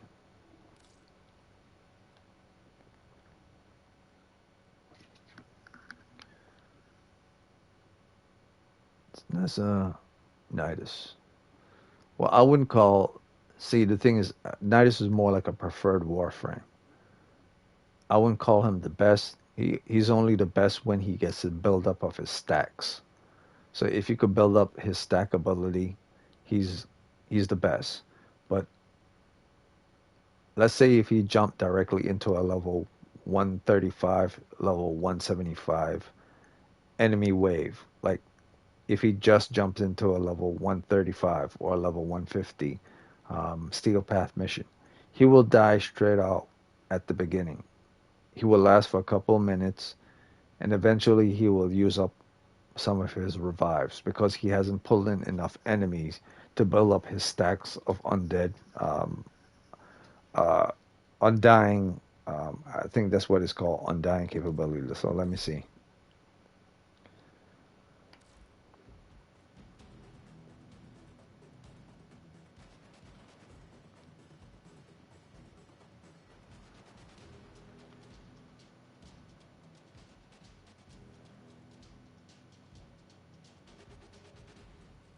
Yeah. All right. So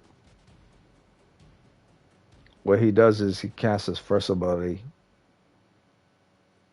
No, what he does is cast his second ability first, and then he casts his first ability after his second to build stacks.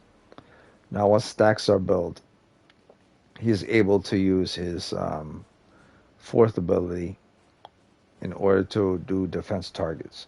But the truth is about this Warframe is that he has another ability, a passive, and his passive is not even here. His passive is, well, it's a passive.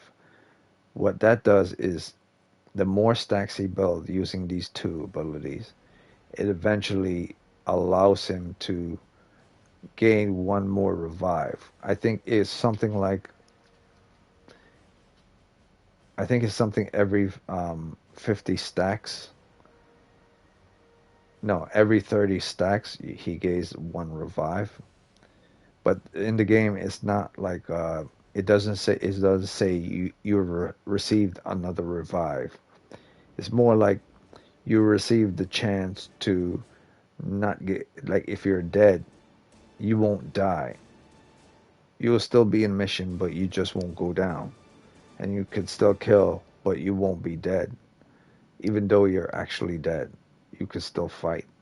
So that's what undying is. It means even though you're dead, you're still not dead. And you build stacks like that.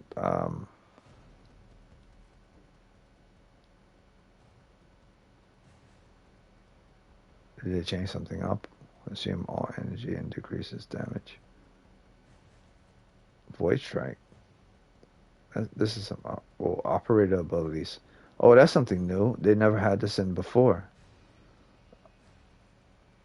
Usually they just had the tips, but now they include the operator abilities. Okay, so I'm not going to get into Nidus. I'll get into Nidus at a different time. He's a very good Warframe. I'm not going to knock Nidus, but he has to build up those stacks to become invulnerable, to be undying. And in a situation of survival against an enemy that's already at a level 100 the moment you start the mission, that's going to be incredible hard for him to do. He will have to use his third ability, Lava, to latch on to an enemy to keep him from dying, and let the enemy and let the bullets or the AoE damage go towards the enemy he latched on using his third ability. So in all truth, he can survive level 100 enemies at the start. He'll just have a hard time to build up those stacks because he hasn't grabbed enough enemies in order to build up those stacks for him to be undying. So that's why I'm going to move on to Nova Warframe instead of him. Now, the Nova Warframe is a lot stronger than he is and less of a badass than he is. But what I would say what um, Nova lacks, she makes up for in support. So Nova is one of the best support Warframes in the game. And I mean by support, I mean her fourth ability is her bread and butter. And I'm focusing on this Warframe because this is a Warframe that's been out for like almost forever. Not as long as the first three original Warframes were, or first four, if you include Ashes, one of the first four. But this Warframe has been an imperative Warframe to anything that has to do with defense target, or anything that has to do with killing bosses, and anything that has to do with protecting someone, or anything that has to do with basically think of her as a JoJo character from JoJo Bizarre Adventures. If she casts her first ability, everyone slows down. It's like slowing down time. She doesn't stop time like Jotaro. She just slows down time. And that's what her fourth ability does. It sticks into the bodies of enemies and goes into their molecules, thus making them slow in movement, which means it actually forces them to move very slowly. It kind of is a slow down time effect, but it's not really because everyone else is moving fast. The enemy is the one that's just moving slow. So what it is more like it's a slowing down of the enemy's blood cells, or a slowing down of the enemy's molecules, which does make them feel and move slow. It doesn't make them sick. It doesn't make them tired. It doesn't cast any type of AoE effect on them. It's simply an ability that she has that slows down their molecules, thus making them slow down, making them take a long time to do anything. It's basically her fourth ability, which is this ability right here, Molecular Prime. It's basically I turn you into a grandmother. That's what her fourth ability is. Her fourth ability is I turn you into a grandmother. That's what I call her fourth ability. You've been turned into a grandmother. Because originally, when you were a kid, you could run around, and when you're a teenager, same thing. This is like when you're reaching your last days on Earth, and you could hardly move anymore because your bones are so weak, your arms are so weak, you could barely walk. That's basically what she has done. She has weakened your molecules to the point that they don't have the strength enough to do simple, common, mundane things in life.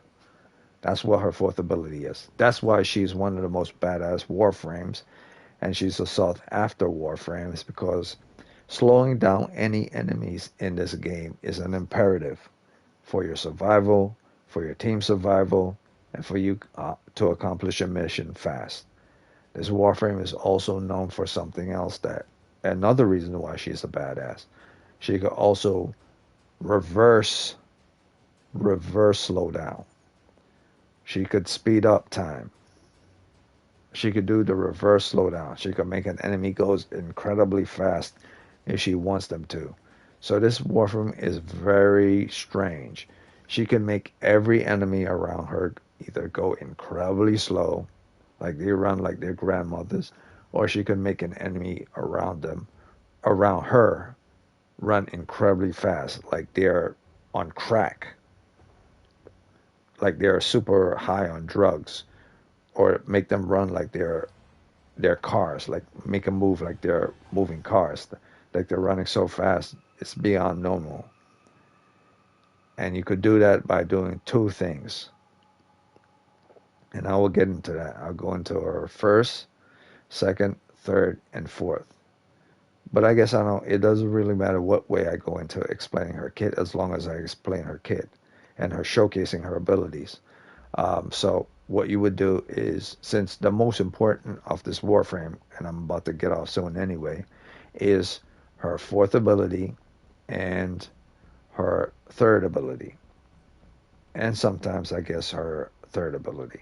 So she has three abilities that are actually noteworthy abilities. But some people say all four of her abilities are noteworthy abilities because all four are necessary towards her survival. By having Null Star on, it says create antimatter particles that orbits nova and seeks nearby targets. Each active particle gives 5% damage reduction to nova's health, stack up to 90%. So each of these can stack together will do 90% damage reduction, but only when they're stacking. By themselves, each one does 5%, so that's 5%. So she has a total of four of these things around her, I believe. Four or five around her. So that's five, five, five, five. So that's like, you know, 20 in total, 20% damage. But I believe if it's more than four, it might actually be five little orbs. I could be wrong. It could be just four. So that's 25% damage. But and if that is 25% damage reduction, that's not that much if you really think about it. But if it's stacking, depending on how many times you do it, the first time you do it, it runs out. The second time you do it, it runs out. No, I'm completely wrong. It has nothing to do with waiting for the duration to run out. Okay, so the stacking ability works with regards to if one orb antimatter particle goes out, you could do it again to make it return. That's stacking. So before all your antimatter orbs go out or antimatter particles go out, you could always keep stacking them to keep all 5 in play. So you always do that. And when one goes out, you could do it again to make it come on. So every time you do that, you stack. Now, if you have all 5 on, you can't stack it because all 5 are on. But every time one goes out, you just allow that one to go out. You allow it to go out. You don't wait for it to go out. You allow it to go out. Or I guess you could wait for it to go out. It depends on how you're playing. But the moment you basically, this is what you do. The moment you see just one of these particles go out, do it again. Turn it on again. Make sure you always have 5 on, because the moment you have one less, it slowly will start to go away. The second one will go away. The third one will go away. The fourth one will go away. And then the fifth one will finally go away. So the moment one goes out, turn on the first ability again, because it won't just come on. It will stack with regards to damage reduction, and it will go up to 90%. That's what it's actually telling you. So this is a stacking defense capability, power, stacking ability. So basically, you use this only when you're fighting weaker enemies. But then, as you go along, you start to fight higher enemies. So if you go into a level 100 level 100 mission, and you fight level 100 straight away, you're going to take high damage regardless whether you have all 5 stacks on or not. What you would have to do and survive in such a situation against those enemies is to beat the enemy that damaged your stack and took your stack away, and do it, turn it on, and keep turning it on and keep turning on until you build up to 90% stacks, fighting those level 100 enemies. So that's why I say the first ability is really not that good. The third, the second, and the third, and the fourth ability are the best ones. Now, this is why the second ability is good. Launch a contained particle of antimatter that will detonate upon collision with increased deadliness when targeted by weapons. So if it's targeted by, I say if it's targeted by weapons, only then will it does increase damage. Will it do a significant amount of damage, deadlier damage? If it's targeting an enemy that have weapons on them facing forward, I guess.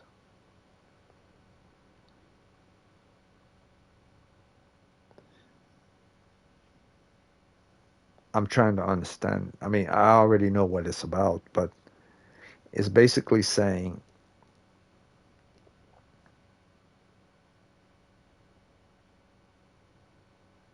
okay, so it's basically saying when an enemy uses a weapon and they're targeting you, it does increase deadly damage. But if you're using it against an enemy that's not targeting you, or should I say not facing you, if the enemy is not facing you, is looking away or is at a distance, but they don't know that you're there, and you use this ability on them, it won't do that much damage. The enemy has to be in the ready and shooting at you, I guess, for it to do more deadly damage. That's another reason why I say this one is questionable, but it's a little better than this one. But the real bread and butter with regards to this Warframe is his third and his fourth ability. So I'll get to that right now. The third ability is create a wormhole allows instantaneous travel. Why this is the bread and butter is, for one thing, actually for two things. I guess you could say this is the bread and molecular prime is the butter. So this is the bread, the wormhole, and this is based on range. It's based on range and it's based on duration time. You use this when you're trying to escape death or you're trying to traverse incredible distance, like ridiculous distance. This is the only Warframe in the game that you could go from one location to another location within an instant, rather than Warframes that do have to, if you up their power strength, they could get to that location fast, like super fast, like Gauss or like Volt. This Warframe, on the other hand, all she needs to do is cast her third ability, go through the wormhole, and she's at the location she needs to be at. So this, you use this Warframe for 3 type of missions specifically. Use it to get to a capture target. You use it to escape from, I guess, from an intense enemy, or escape from a deadly situation or a deadly boss. And then you use this to traverse to a location that you cannot get to, that is either too high, too low, or too far. So I wouldn't say in regards to certain enemies or certain mission, it's more like capable things that this ability can do. Because if you use a Gauss, if you use a Volt cannot traverse upwards using their speed ability. A Gauss cannot traverse upwards using their speed ability, or traverse downward using their speed ability. However, the Nova Warframe can do that. You just place the third ability, boom, you go through it, boom, they're there. And this is the only Warframe that has the most ridiculous speed, the most ridiculous distance, that is vast beyond many other Warframes. And I'm talking about teleportation that's instantaneous. Like, if you point to a location and you see that location in the distance, you would be there in less than 3 seconds, less than 2 seconds. So that's why this ability is so good. You can literally escape death, or literally get to a location you want in time. And most time when you're fighting against exhumus enemies, or level 100 enemies, or level 130 or 40 or 50, what you want to do is you want to use this ability, go through this door or portal, get to a nice safe location, blast at the enemy, and then use the same third ability, the same wormhole, to get back to the enemy location, shoot them up a couple of times, and then fake them out, fend them out, and then go through the portal again back to safety. Wait for your shields and your health to go back up when you're at this high-ass location. Chill on top of a hill. Use third ability, come right back down, kill the enemy off, go right back up on the hill again, come back down, rinse, repeat. That's why this Warframe is incredibly good, because this Warframe can literally do things that other Warframes cannot, and get to locations that other Warframes cannot. And of course, I spoke on the 4th ability, why this is essential.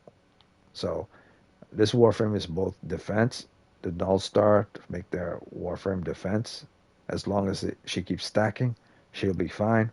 This Warframe has a forward explosive ability, like a floating death bomb, that if enemies are aiming towards her, she could use it to blow them away. However, this does not work on extremely high level enemies or level 100. That's why I say this ability and the first are kind of useless. But this Warframe also have a 3rd and a 4th ability that's incredibly useful. So the first ability is not that useless. It can keep you alive. So I guess in somewhat ways it's better than 3rd. But the 3rd and the 4th ability are her bread and butter. So I'm going to showcase that ability right now, and then I'm going to hop off and call it a day.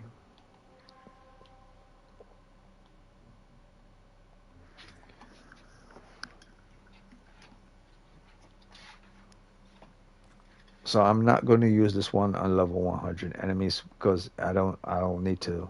This Warframe can kill level 100. Well, maybe I should, because it is to test how they would fight, how we use against level 100 enemies anyway.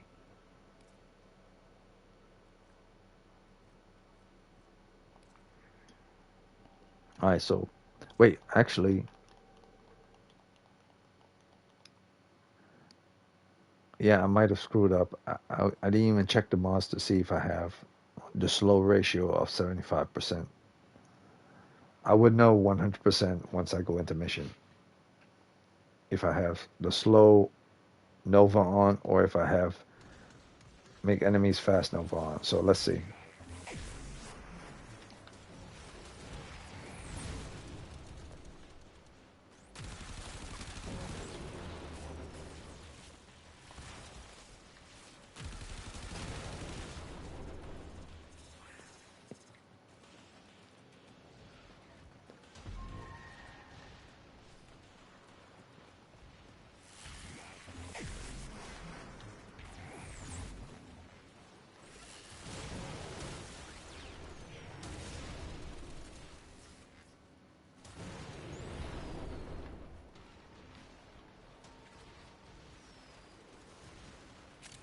Okay, I believe this is the slow Nova I have on.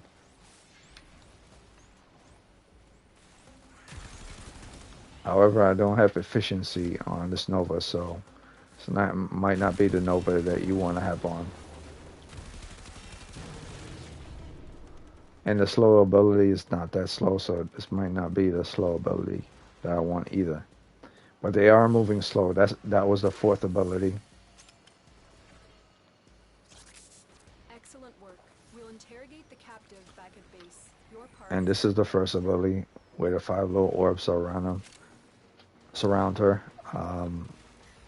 Obviously, you saw I took some damage, and every time you take damage, you lose a stack, and you have to put it back up. And as long as you keep your 5 stacks, you're slowly building up to that 90%.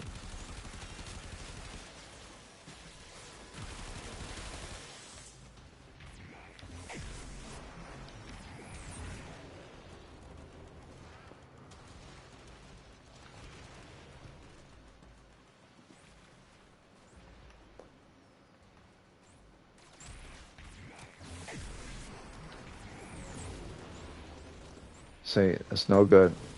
That's why I say the first ability is not as good as it's supposed to be, because it takes a while for those stacks to take effect, to get to that 90%. The first and the second ability aren't that great. It's the third and the fourth ability that's the great. So that was the first, and I did the third. No, and I did the fourth. So now I'll do the third. Or actually, I'll do the second. So that's the second. The second hit the character, and they didn't go down. Like I said, against level 100, it won't do much of anything.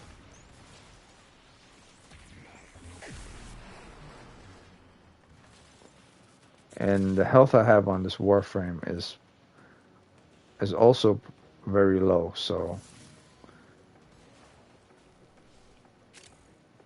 oh no, the health I have in this Warframe is at 1,000. It's just that the enemies are strong in health or high in level. But the null stars aren't that great, to be honest with you. Her bread and butter really is her third and her fourth ability.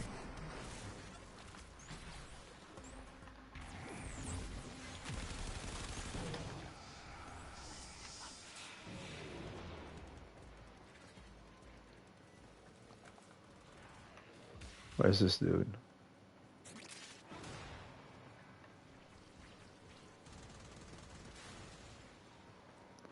Oh, he died? Okay, I guess.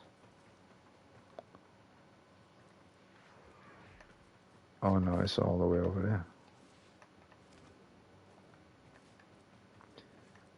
I can see, you see how she died faster than Mirage? Because her second ability is her second and her first ability aren't that great. The Null Star is a stacking ability. They should really have her Null Star being not a stacking ability. It should just be an ability, 90% damage reduction. It shouldn't be something that should be stacked. Should simply be something that is flat out 90. So until they fix that, the Nova Warframe will always be a mid-level, mid-tier Warframe. Even though this is a very good Warframe and a Warframe that's imperative to have, she will still be at the mid-tier. Now this video is about high-tier Warframes, but every now and again I'll throw in a mid-tier Warframe simply because they're so good and they're so efficient and effective in mission.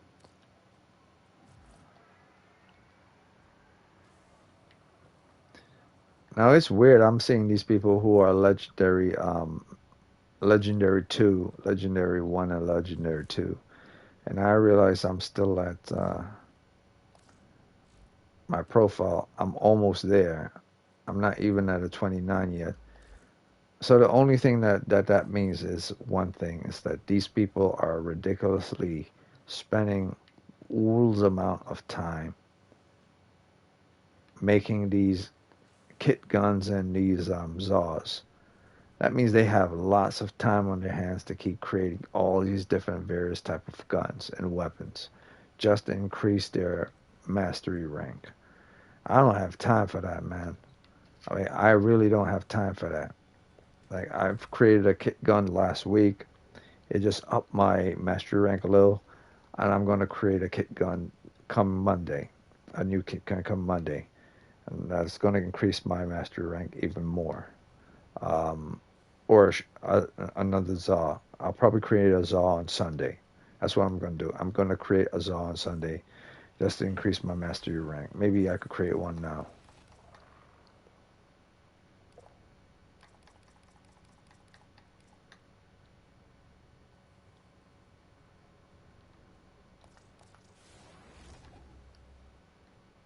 No, I don't have enough ZA parts. Well, I think ZA is part of gears.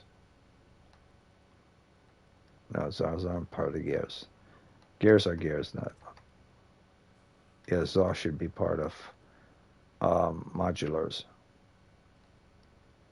So, because kit guns are here. So, what I'm going to do, I'm going to create kit guns and ZAs tomorrow on my own time, just to up my mastery rank. Or I could just do something real simple. I could just go in there and see what, based on warframes and based on weapons, what weapons I'm missing. But the problem with this game is once you level up a weapon to its mastery rank and you get a prime version of that weapon, you don't know what weapon you have to purchase anymore or what weapon you have to create anymore based on parts. Because once you're done leveling up a weapon, you usually get rid of it. And why you would get rid of it is because you have the more prime variant of the same weapon. Like there's a prime variant of the Axeletra, and there's a prime variant of the Archiplasmor. Like they're going to be a prime variant of these two weapons. I'm just saying as an example. It's like they are going to be a prime variant of Aprix, of the Amprix, I mean. Either way, no matter how you see it, they're going to be a prime variant of all these different type of weapons. So why would you keep the standard weapons if you have the prime variant that's a far better one? But by doing so, you're also now you don't know what weapons you have and what weapons you don't have because you got rid of the original weapons. And once you go back in the market, it shows all these weapons and the prices on these weapons. So now you're confused and you don't remember if you had these weapons before in the past, or you've already, or you didn't, or you never had the weapons before because there's no indication that you had originally level up these weapons. So that's the bad part about it. That's why most people level up Zaws and kit guns. But that's it for this video. I'm not going to get into something like that. I wanted to state these three Warframes today with regards to that are great. Not that they're highest tier, but that they're, see, that's why I knew there was something wrong. I knew there was something wrong. I was fighting level 100 enemies with no mods on. And that's another reason why this Warframe is great. Therein lies the truth. The truth is present right in front of you. That whole mission, I thought I had duration on to slow enemies down. I thought I had strength on. I thought I had health mods on. I even thought I had aura mods on. Turns out I didn't have jack squat on, and enemies were still slowed down, and the enemies still were susceptible to strength damage, and I was still able to use both the first ability, the second ability, and the fourth ability. I didn't have to, I guess I didn't need to use the wormhole because I explained it in detail what the wormhole is. It's basically an ability you just turn on to get from one location to another location, and you can keep it on for as long as you want, and you can make it go for as far as you want it to go. So, long time to keep on, and length to keep it on. So you could go from one side of an incredibly long canyon or an incredibly long, I guess you would say, depot location to another incredibly long depot location, or an incredibly long cross bridge to another incredibly long cross bridge, or or a tower to another tower, a far tower to another far tower, or a canyon to another canyon that's incredibly far where it would take other warframes long to get to. It would just take her about 2 seconds to get to. So yeah, that's why the third ability and the fourth ability are the best, and that's the reason why this warframe is pretty awesome. That in itself showed it and proved it itself that this warframe is good. There was no mods on this warframe whatsoever, and she was still able to kill a lot of enemies. She was still able to survive long enough to um, do the objective, and she was still strong enough to survive um, towards the end. So technically, her health was at 300. Her shields were at 300. That's why I realized I was dying fast. And yet she still managed to stand up against level 300 enemies. Her mastery rank at level 30 means nothing towards your enemy. It's simply your master rank means as a 30.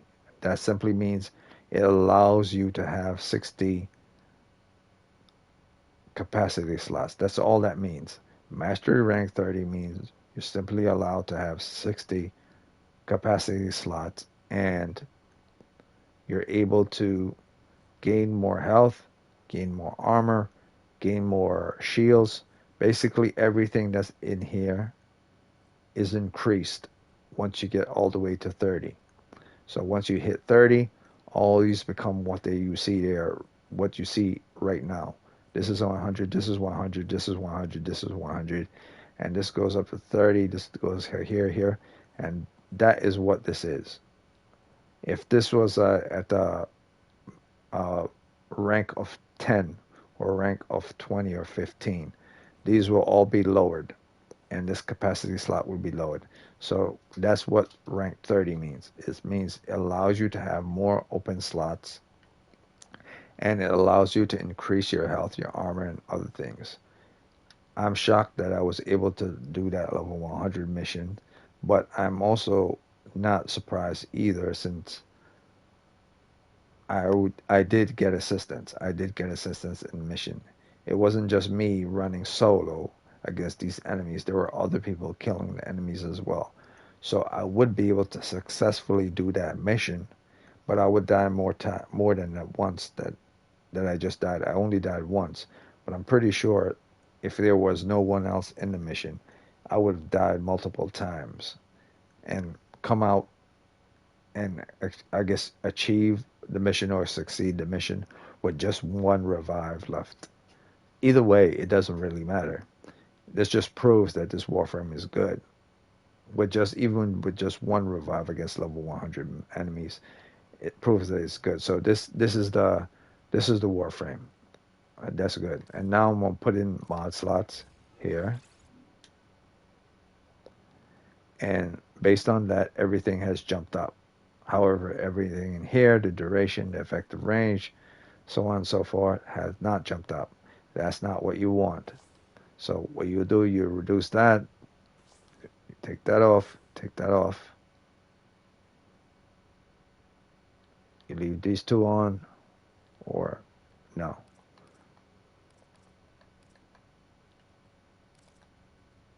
You leave this on. Move that. Put that there.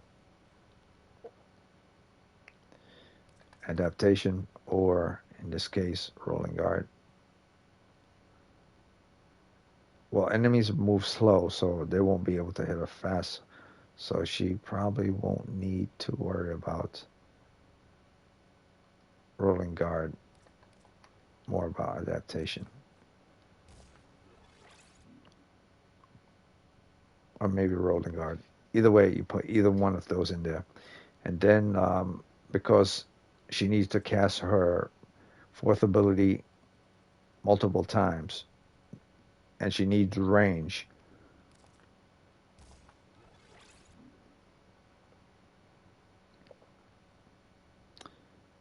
Let's see here. She needs strength, she needs range, and she needs duration.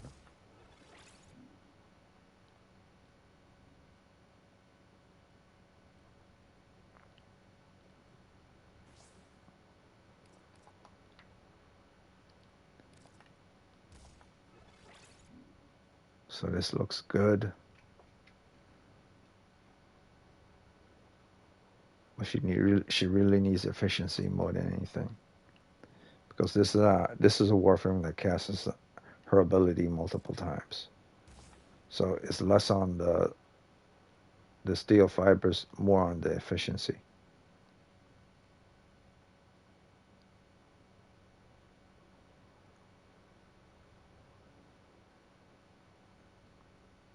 Because in a situation like this, if she takes heavy damage, she's going to need energy to repair her cells. And that energy is going to come out of either Arcane Energize or Prime Flow, which means you'll still need energy in order to cast her abilities, which is Streamline. But many people say, well, as long as you have Prime Flow on, you don't need Streamline. You could throw something else in to increase her survivability. So I guess you could throw in both adaptation and rolling guard in this situation. Both adaptation and rolling guard. However, I don't know if they all cancel each other out, so that's why I'm very curious about this. In a situation like this, maybe it's best just to put in one of her Exumus mods. I mean, Syndicate mods.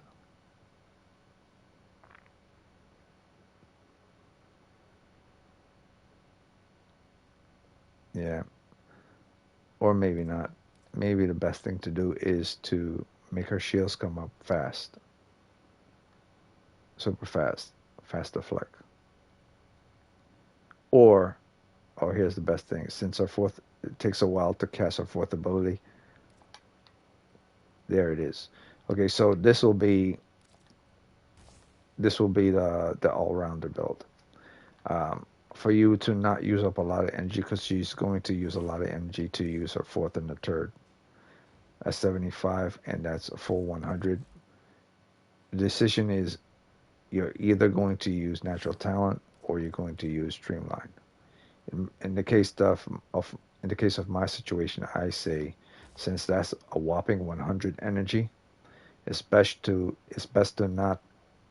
not depend on Prime Flow and Energize as a support, because that's a lot of energy. See, even now, I put on Streamline to save 30% more energy. It's still at 70, which is still bad. If it was at 50, it would be great. So what I want to do is I want to see if I can put in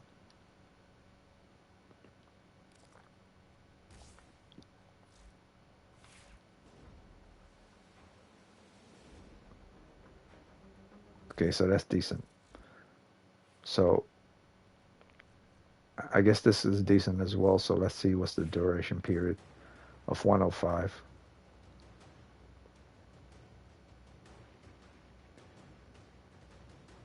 Okay, so stun ratio is 6 seconds. Well, actually, all-round effective duration is 31 seconds, which is good. So that means I could decrease it even more. So for her situation, I'm not worried about stunning. I'm only worried about the molecular prime staying on target for more than 20 seconds. This is good. Okay, so this is the build you want with regards to um, this character. Typically, you will still want your duration period to be within the 100 range, and I guess you could say this is fine. But if you're doing a defense target, you want to use this. This is generally for an all-rounder. If you don't want to do if you don't want to do 95, you can still do 100. So this will be the all-rounder for Nova, the general all-rounder for Nova. You will have corrosive projection on, which is takes 18% armor, and because they're molecular primed, her fourth ability would mess up their molecules, bypass their armor, and all that stuff. I guess this is pointless since the damage is directly to their internal health. Um,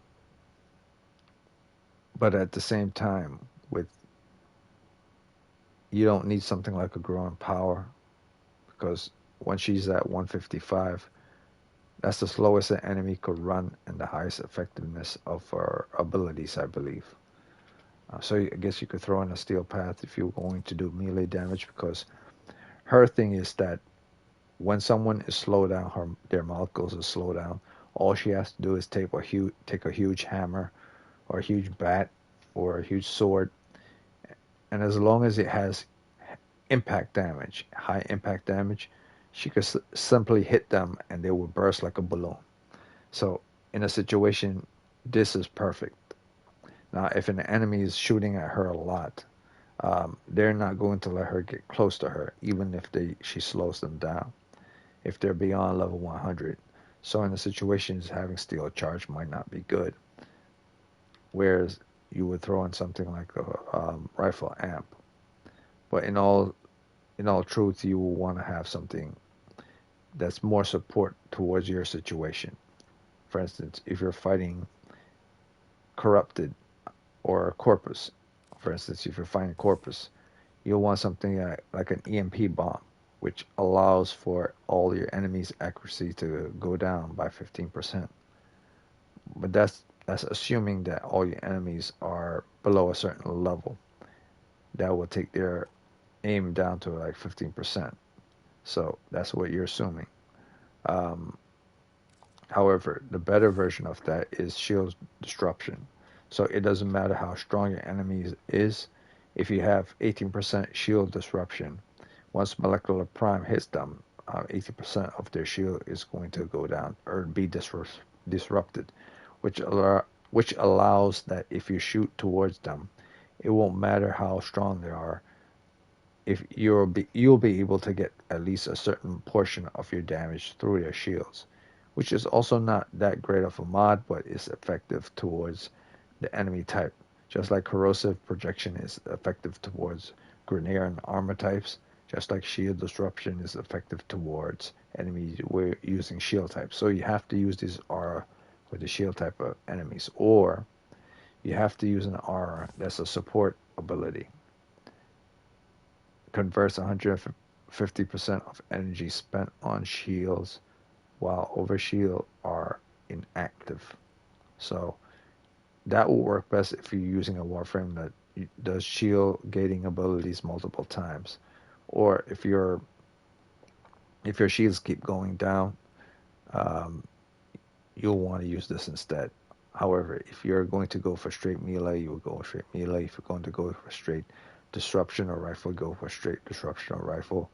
Um, I'm just going to go with simply since I know corrosive projection works against corrupted and against Grineer and against infested because they all have high level armors. I usually go with this on my Nova.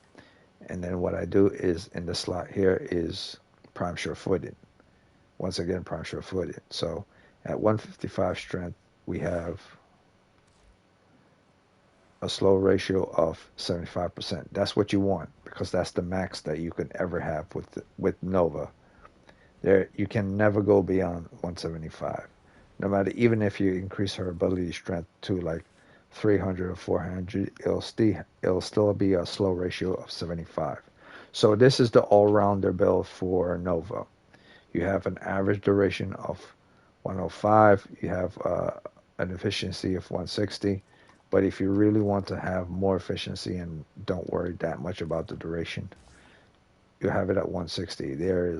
Therein you would have um, only 40% of energy spent towards the fourth ability.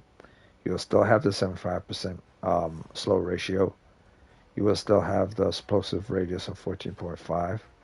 Your duration towards your shake it off, that they just shake it off and then move forward, would be 5 seconds. You don't really care about that. And your effective duration period for the molecular prior to be on their bodies, then you can see it on their bodies, is a full 28 seconds, which means they will still be damaged. And in this game, 28 seconds is a very long time. So this is the all-rounder ability for Nova to use.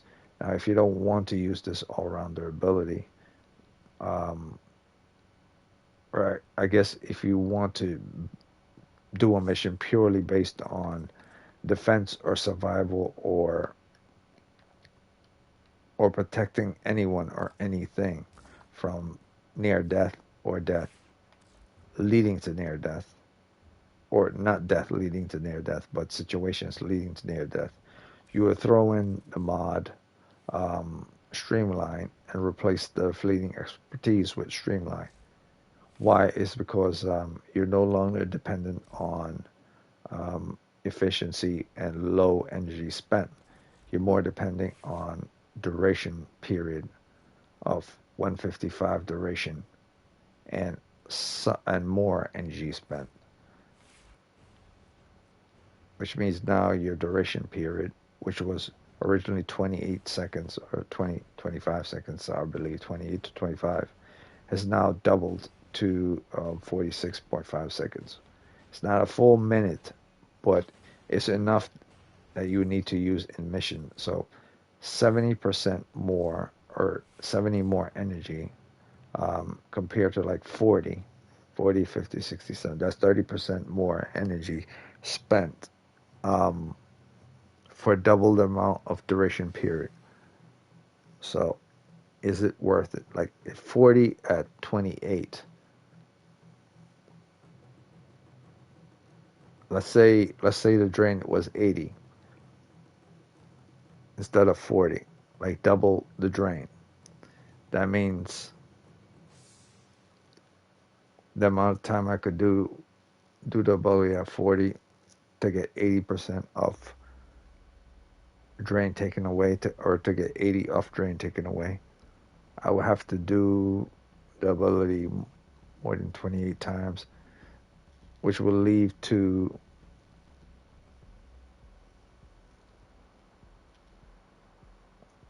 about 50 something, almost a minute.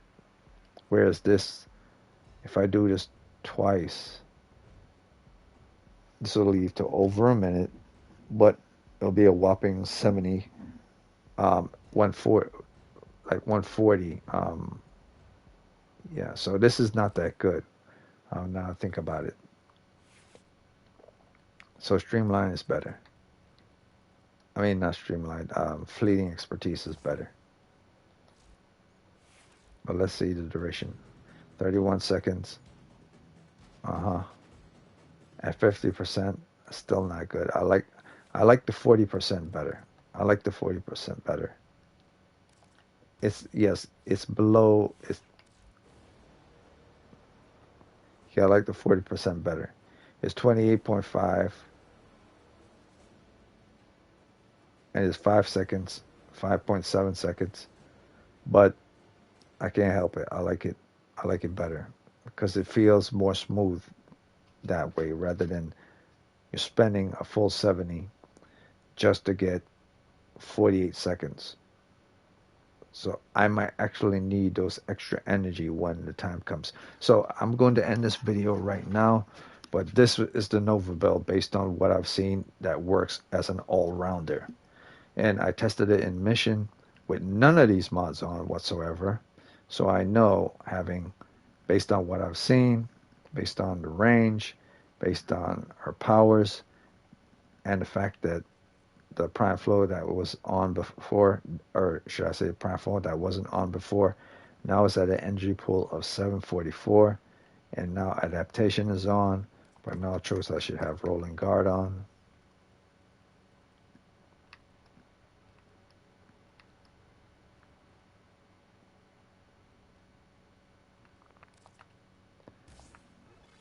And then all these other mods are on.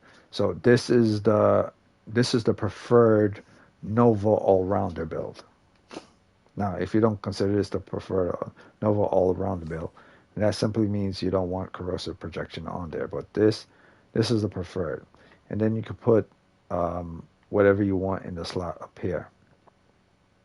I mean, not in the slot up here, in the slot here. Here is always going to be prime sure-footed.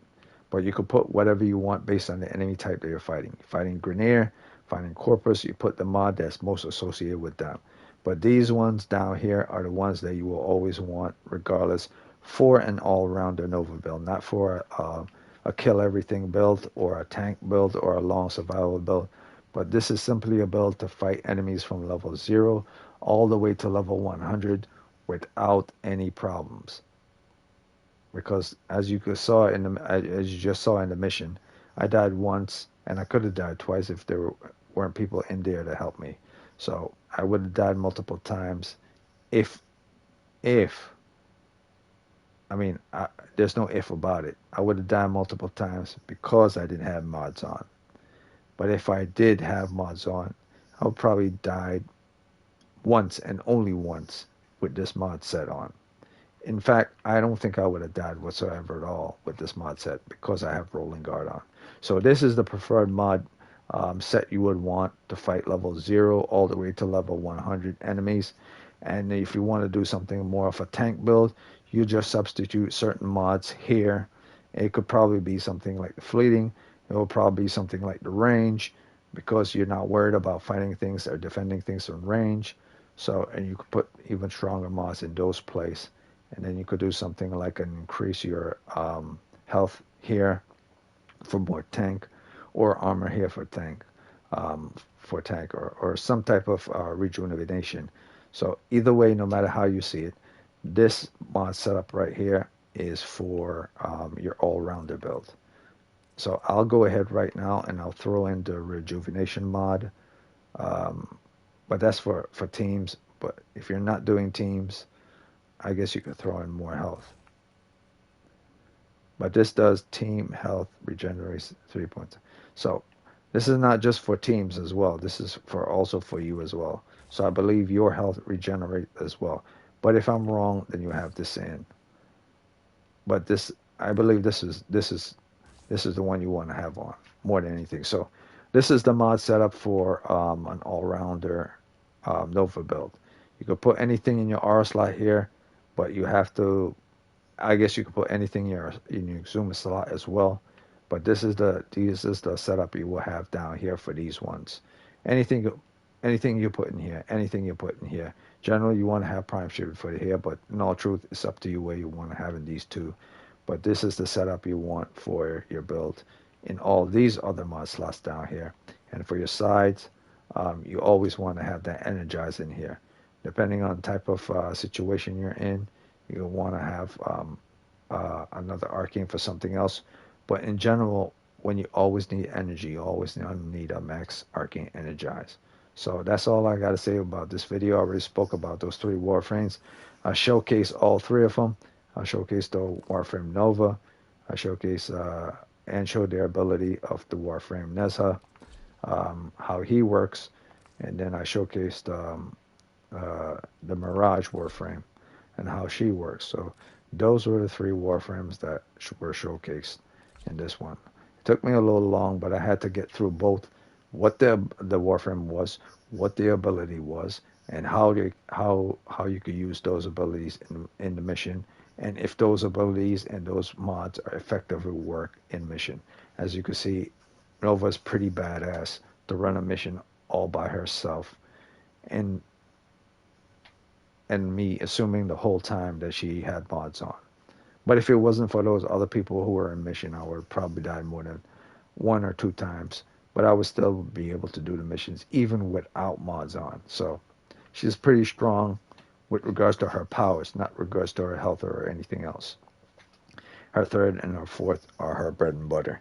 And she's a sought after Warframe, an OG Warframe, and also and still an effective Warframe that you want to have and you need, especially when you're fighting extremely hard enemies that are fast, that move fast, that reload their weapon fast, and does damage fast, as well as enemies that teleport, because her effect of her fourth ability, her Malika Prime, still takes effect even when an enemy is teleported or an enemy disappears and you can't see them.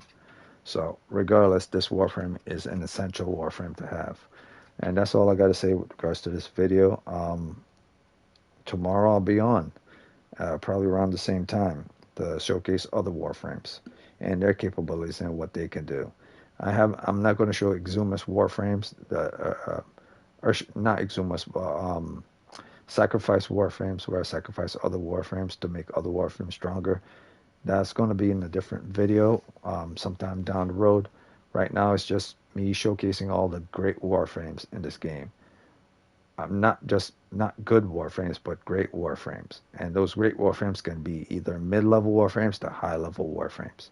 Because Warframes fall into two categories to make them great. They only fall into one category to be great. And that's just, are they able to do what you want them to do and do it at a great amount or a great time or a great period? Yes. But what I mean by them falling into two categories, there are two category types of Warframe. There are mid-level, or should I say, there are three-level type of Warframes. There are low-level, mid-level, and high-level tier Warframes. You never want to go for the low-level tier Warframes because they're the shittiest Warframes in the game, and they're pointless. And why invest time in them? You always want to go for the mid-level and the high-level Warframes, because you could turn a mid-level Warframe into a high-level Warframe like Nova, or you could turn an even high-level Warframe into a higher-level Warframe, like say someone like Neza, or say someone like Rhino. Well, not really Rhino, but Nyx, or someone like Trinity, or someone like Baruch, or someone like, well, even Nidus, because if you could build his stacks fast, if you could build his stacks fast, fighting level with 100 enemies, he's going to be able to make people come back to life by reviving them, while he's getting killed over and over and over and over again by just reviving. Obviously, by the time he probably revived all three people on the ground, he'll probably use up all his revives and probably be completely dead. But that'll still allow three Warframes to now be back on their feet and complete the mission. So that's the OP part about Nidus. So I will get into Nidus, I guess, tomorrow, because he's one of those Warframes that you really have to be detailed and speak about in details to understand how his kit works, because he's a very complicated Warframe, just like Sarn is a very complicated Warframe, and she and Nidus and a few others are going to be discussed tomorrow. But I believe after Nova it will be Nyx, and so it will be Nidus, Nyx, and then proceeding forward going down. I won't talk about Oberon, because Oberon is kind of an okay Warframe. To others, he's OP, but that's only if you know how to use him well. If you don't know how to use him well, you waste your time. So it'll be Nidus, Nyx, Octavia, and then proceeding forward. So the first Warframe I'll probably talk about is either Nyx or Nidus tomorrow, and then it'll be Octavia, and then it'll be Protea, and then it'll move forward from there. From Protea, it'll move to Revenant, and then to Rhino, and so on and so forth. Because both Protea, Revenant, and both Rhino are very good Warframes, as well as Octavia, Nyx, and Nidus. I mean, Nidus would be considered mid-level if it wasn't for stacks. So I guess tomorrow I could skip Nidus, but the fact that he's undying makes him OP. So The balance of I'm power just going to get continues off to right now shift. because I'm taking too Navigation long. is marked But I with just want new to discuss gates. on what the type of Warframes I'm going to be speaking of tomorrow. So it's going to be Nyx, it's going to be Nidus, it's going to be Nova, it's going to be Protea, Revenant, Rhino, and if I have time, I'll be able to speak about Sarn at the end. So 1, 2, 3, 4, 5, 6, and 7. I mean, it's very iffy. I doubt I might be able to get to 7, get to Sarn.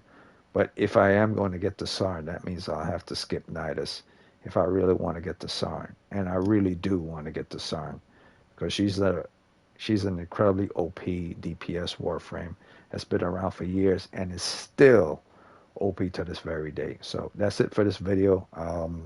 I'll see everyone tomorrow. Whoever wants to watch this video and use it to make their builds, go right ahead, man. That's why I do these videos anyway.